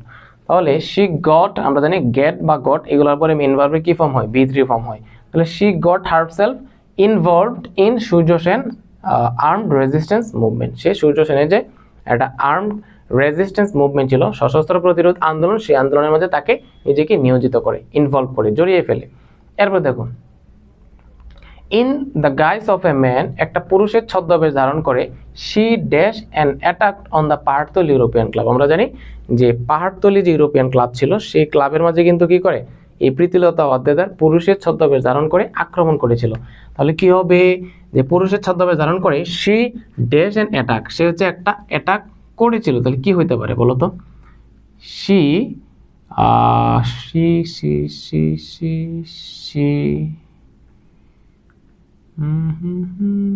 In the guys of a man, একটা পুরুষের ছদ্মবেশ ধারণ করে সে একটা অ্যাটাক করেছিল পাহাড়তলি ইউরোপিয়ান ক্লাবে। আমরা এখানে মেক দিতে পারি, মেক থেকে মেড বানাইতে পারি। আমি যদি বলি শি মেড অ্যান অ্যাটাক, সে হচ্ছে একটা কি, আক্রমণ করেছিল। শি মেড অ্যান অ্যাটাক, সে হচ্ছে একটা আক্রমণ করেছিল on the Pahartali European club, Pahartali European ক্লাবে সে কি করেছিল, একটা আক্রমণ করেছিল, এবং এই দায়িত্বটা মাস্টার দা সূর্য সেন তার উপরে দিয়েছিল, আমরা জানি। এরপরে দেখো প্রীতিলতা নিয়ে আরেকটা প্যাসেজ আমরা 3 নং আমরা সলভ করি। দেখো দেওয়া হচ্ছে, এখানে বলা হচ্ছে Pritilata was a very courageous lady, Pritilata ছিল খুবই সাহসী একজন নারী। ডিউরিং হার লাইফ টাইম, তার জীবনকালে প্রীতিলতা একটা খুবই সাহসী নারী ছিল। She was dash by Surya Sen to attack European club, তাহলে she was dash by Surya Sen to attack European club, European club একটু আগে বলছিলাম যে ইউরোপিয়ান ক্লাবে আক্রমণ করার জন্য মাস্টার দা সূর্য সেন তার উপরে কি করে, একটা দায়িত্ব দেয়, তাই না, কি দেয়, দায়িত্ব দেয়। তাহলে শি ওয়াজ ড্যাশ, তাকে দায়িত্ব দেওয়া হয়, তাকে দায়িত্ব অর্পণ করা হয়। দায়িত্ব দেওয়া ইংলিশ কি, অ্যাসাইন। প্যাট্রিয়ট গ্রেট ফলোয়ার, কি রে ভাই, ও আচ্ছা এটা তো নতুন না, বলো দায়িত্ব দেওয়া ইংলিশ কি, অ্যাসাইন, তাই না, বলো অ্যাসাইন মানে কি করা, দায়িত্ব দেওয়া। তাহলে শি ওয়াজ অ্যাসাইন, সে দায়িত্ব দিয়েছিল নাকি তাকে, তার উপর দায়িত্ব দেওয়া হয়েছিল, কোনটা, তাকে দায়িত্ব দেওয়া হয়েছিল, কার দ্বারা, সূর্য সেন দ্বারা।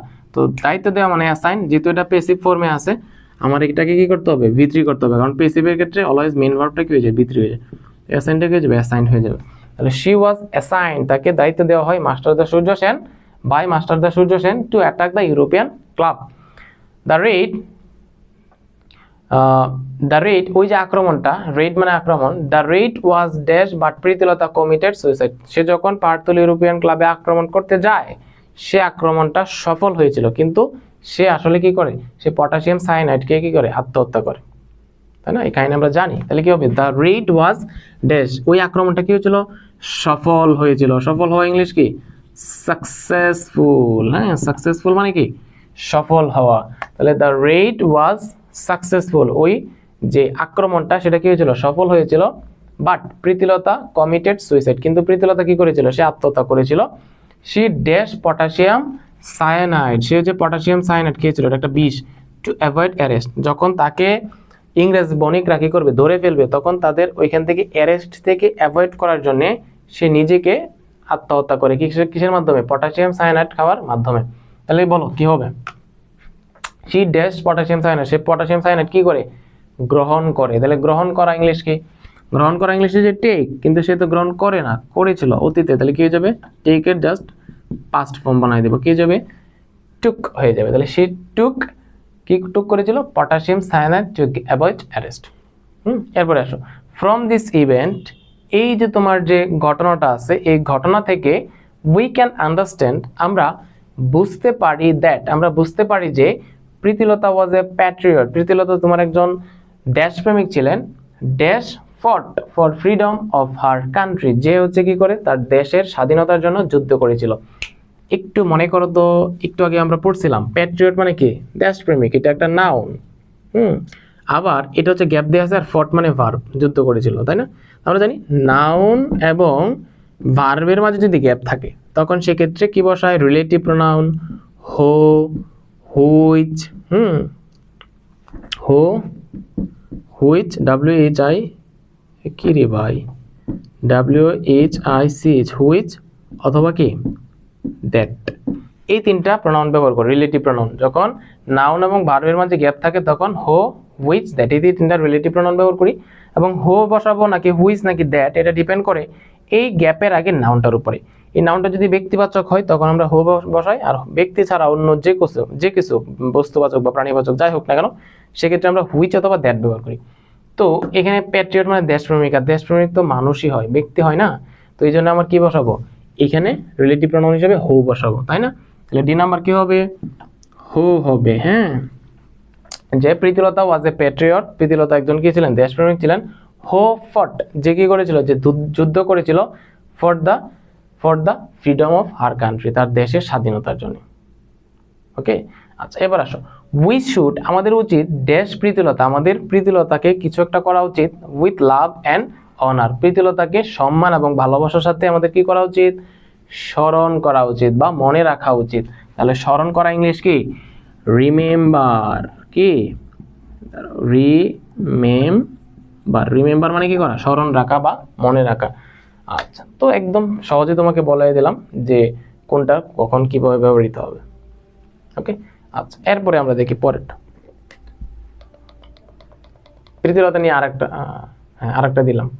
দেখো, it is beyond doubt that, এটা তোমার নিঃসন্দেহ, যে সন্দেহের বাইরে যে Pritilata is an dash for all women, সকল নারী জনগোষ্ঠী যারা আছে সকলের জন্য প্রীতিলতা তোমার কি ছিল, বা প্রীতিলতা একজন কি, প্রীতিলতা হচ্ছে একজন অনুপ্রেরণা। হ্যাঁ, এটা সন্দেহের বাইরে বা সন্দেহাতীত যে Pritilata is an dash for all women, সকল নারীর জন্য প্রীতিলতা তোমার কি, একটা অনুপ্রেরণা। হ্যাঁ, আমরা বলি না অনুপ্রেরণা, তো সকল নারীর জন্য তোমার এই প্রীতিলতা কি, একটা ইন্সপাইরেশন, কি রে ভাই, ইন্সপাইরেশন। হ্যাঁ, ইন্সপাইরেশন মানে কি, অনুপ্রেরণা। তাহলে it's beyond doubt that Pritilata is an inspiration for all women, সকল নারীর জন্য প্রীতিলতা তোমার কি, একটা অনুপ্রেরণা। আচ্ছা এরপর দেখো, what she did was great. দেখো, হোয়াট শি ডিড, সে যা করেছিল, ওয়াজ ডেট গ্রেট, এটা সত্যিই কি ছিল, মহান ছিল। তাহলে দেখো, সত্যি অর্থে আমরা কিভাবে ব্যবহার করতে পারি, রিয়েলি ইউজ করতে পারি। রিয়েলি মানে কি, সত্যি। হ্যাঁ, বা ডেফিনেটলি ব্যবহার করতে পারো, অবভিয়াসলি ব্যবহার করতে পারো, তো ট্রুলি ব্যবহার করতে পারো, যে কোনো কিছু ব্যবহার করতে পারো, সমস্যা নেই সত্যিকার অর্থে। তো দেখো, তাহলে what she did was really great, আমি কেন অ্যাডভার্ব ইউজ করছি, কারণ এই যে দেখো, গ্রেট মানে কি একটা অ্যাডজেক্টিভ, গ্রেট মানে কি অ্যাডজেক্টিভ, আর অ্যাডজেক্টিভের আগে গ্যাপ থাকলে কি বসে, অ্যাডভার্ব বসে। আর আমরা জানি রিয়েলিটা হচ্ছে তোমার কি একটা অ্যাডভার্ব, কারণ রিয়েল থেকে রিয়েলি অ্যাডজেক্টিভের সাথে অ্যালয় যুক্ত হয়েছে মানে একটা অ্যাডভার্ব। ওকে, তাহলে what she did was really great, এটা সত্যি কি ছিল, মহান ছিল। Her involvement in Surya Sen's armed resistance movement was at that time, বলো ওয়াজ এট দ্যাট টাইম, বলো কি হইতে পারে। তার যে মাস্টারদা সূর্য সেনের সশস্ত্র প্রতিরোধ আন্দোলনে সে যে যুক্ত হয়েছিল, অংশগ্রহণ করেছিল, ওয়াজ এট দ্যাট টাইম, এটা ওই সময়ের জন্য বলো তো কি ছিল, ওই সময়ের জন্য এটা একটা কি হইতে পারে, ওই সময়ের জন্য একটা চ্যালেঞ্জ ছিল। কারণ হচ্ছে নারীরা তখনকার সময়ে নারীরা আসলে এই ধরনের যুদ্ধে বা অ্যাটাকে কি করতো না, অংশগ্রহণ করতো না, কিন্তু নারী হয়েও যে সে এই ধরনের দুঃসাহসিক কাজে সে অংশগ্রহণ করছে, তাহলে এটা কি তার জন্য একটা চ্যালেঞ্জ ছিল না। তাহলে কি হবে, এখানে কি হতে পারে, সি নাম্বারটা আমরা দিব চ্যালেঞ্জ, কি দিব, চ্যালেঞ্জ দিব। ওকে, আচ্ছা এরপরে আসো, আনলাকিলি দুর্ভাগ্যক্রমে it was a matter of dash that, এটা কি ছিল, এটা দুঃখের বিষয়, যে এটা দুঃখের বিষয় ছিল যে she was not alive to see the light of dash, সে এত কিছু করছে সংগ্রামের জন্য বা স্বাধীনতার জন্য, মুক্তির জন্য, বাট এটা দুঃখের বিষয় যে তার জীবদ্দশায় সে তার বাংলাদেশের স্বাধীনতা সেটা কি করতে পারে নাই, সেই ভারতবর্ষের স্বাধীনতাটা সে দেখে যেতে পারে নাই। তাহলে বলো যে it was a matter of dash that, এটা হচ্ছে কি দুঃখের বিষয়, যে দুঃখ ইংলিশ কি, এগুলো তো এমনি আয় পরে, it is a matter of বা it was a matter of সরো, দুঃখ ইংলিশ কি সরো, এটা হচ্ছে তোমার কি, এটা দুঃখের বিষয়, যে সরো দিতে পারো, অথবা একটা ওয়ার্ড আছে রিগ্রেট মানে কি অনুশোচনা বা দুঃখ এরকম আর কি। হ্যাঁ, তাহলে it was a matter of regret that বা it was a matter of sorrow that she was not alive to see the light of dash, কিসের আলো দেখতে সে পারে নাই জীবদ্দশায়, বলো তো, সে জীবদ্দশায় স্বাধীনতার আলো, যেটার জন্য সে পরিশ্রম করে গেছে, যুদ্ধ করে গেছে, সেটা তার নিজের জীবদ্দশায় দেখে যেতে পারে নাই। তাহলে কিসের আলো, স্বাধীনতার আলো। স্বাধীনতা ইংলিশ কি, ইন্ডিপেন্ডেন্স। হ্যাঁ, ইন্ডিপেন্ডেন্স মানে কি স্বাধীনতা, তো স্বাধীনতার আলোটা সে তার জীবদ্দশায় দেখে যেতে পারে নাই। এরপরে আসো কে, মেহেরজান তো একদম সেই 9 থেকে পড়তেছে, সর্বপ্রথম স্কুলে দেখবা শুরুই করে মেহেরজান দিয়ে। হ্যাঁ, তো মেহেরজান পড়তে পড়তে মেহেরজানের 14 গোষ্ঠী সম্পর্কে তোমার ধারণা আছে, যে কার নাম কি, মেহেরজানের দাদার নাম হয়তো বা জানো, যে পরিমাণ মেহেরজান পেসেজটা পড়ছো। তো এখন এটা তো সলভ করে তোমার জন্য কোনো প্যারাই হবে না, যে Meherjaan is a dash lady, Meherjaan হচ্ছে তোমার কি ছিল, একজন মহিলা ছিল, হু ওয়াজ লস্ট এভরিথিং, যে তার সবকিছু হারাইছে, শি ড্যাশ মানে তার যা ছিল তার সব কিছু হারিয়ে ফেলেছিল। মেহেরজান হচ্ছে এমন একটা মহিলা। বলো মেহেরজান কেমন মহিলা, মেহেরজান কি ধনী মহিলা নাকি দরিদ্র মহিলা বলো তো, নাকি অসহায় মহিলা বলো তো।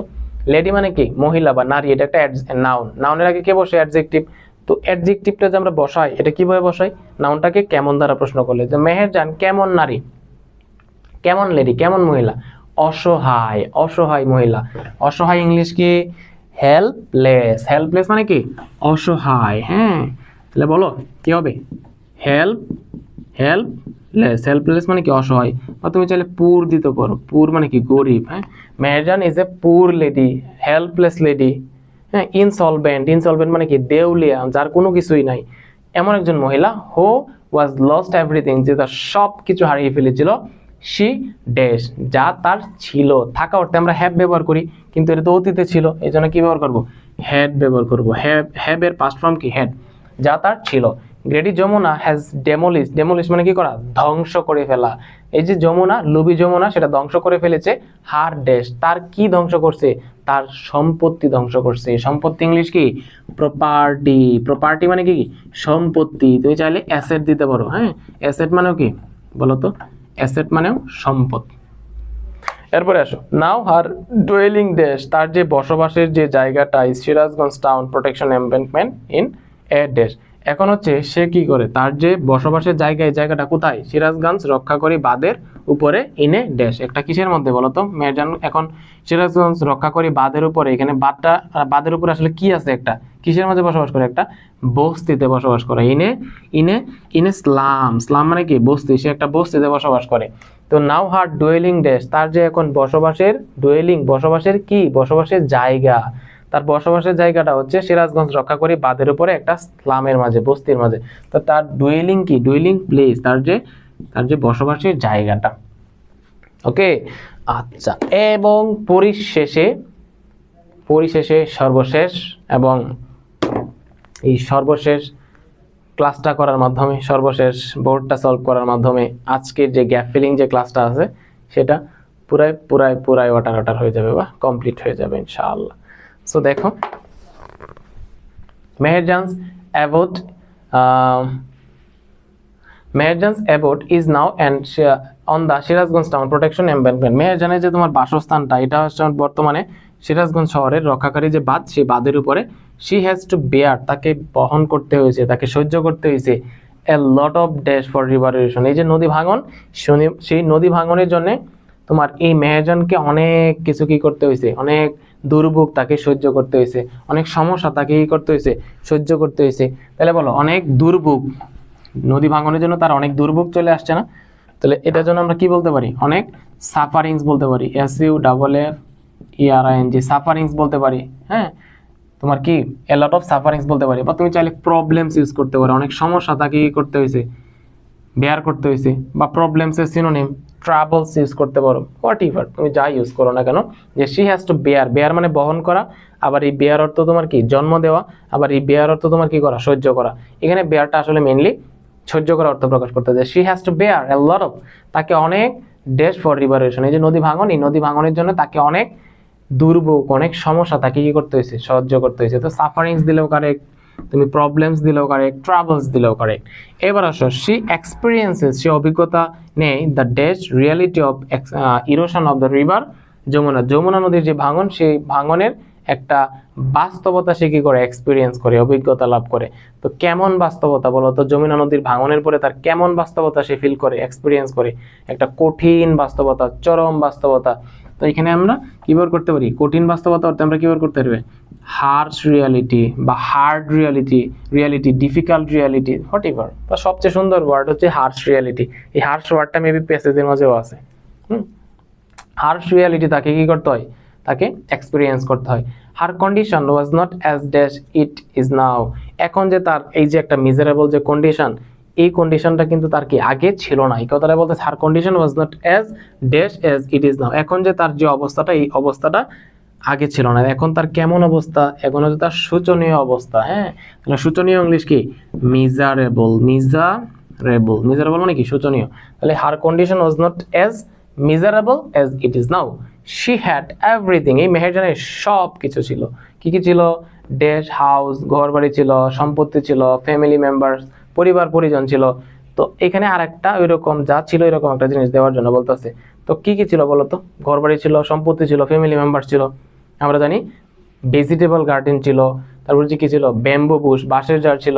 তো তুমি এখানে যে কোনো একটা দেও, ভেজিটেবল গার্ডেন দিলেও কারেক্ট, তারপর যে ব্যাম্বু বুশ যদি দেও তাহলে কি হবে, কারেক্ট হবে। আমি ধরো ব্যাম্বু বুশ দিলাম, BAM ব্যাম্বু মানে কি, বাঁশ, ব্যাম্বু বুশ মানে কি, ঝাড়। তার একটা কি ছিল, বাঁশের জার ছিল। তার একটা কি ছিল, বাঁশের জার ছিল, তার ঘর বাড়ি ছিল, সম্পত্তি ছিল, পরিবার পরিজন সবই ছিল। এরপরে দ্য ইরোশন অফ যমুনা, এই যে যমুনা নদীর ভাঙন, স্ন্যাচড এভরিথিং, সব কিছু ধ্বংস করে দিয়েছে, ফ্রম হার, তার জীবন থেকে, অ্যান্ড মেড হার, এবং তাকে কি বানাইছে, তাকে দেউলিয়া বানায় দিয়েছে। তার এখন কিচ্ছু নাই, তাকে কি বানায় দিয়েছে, দেউলিয়া বানায় দিয়েছে।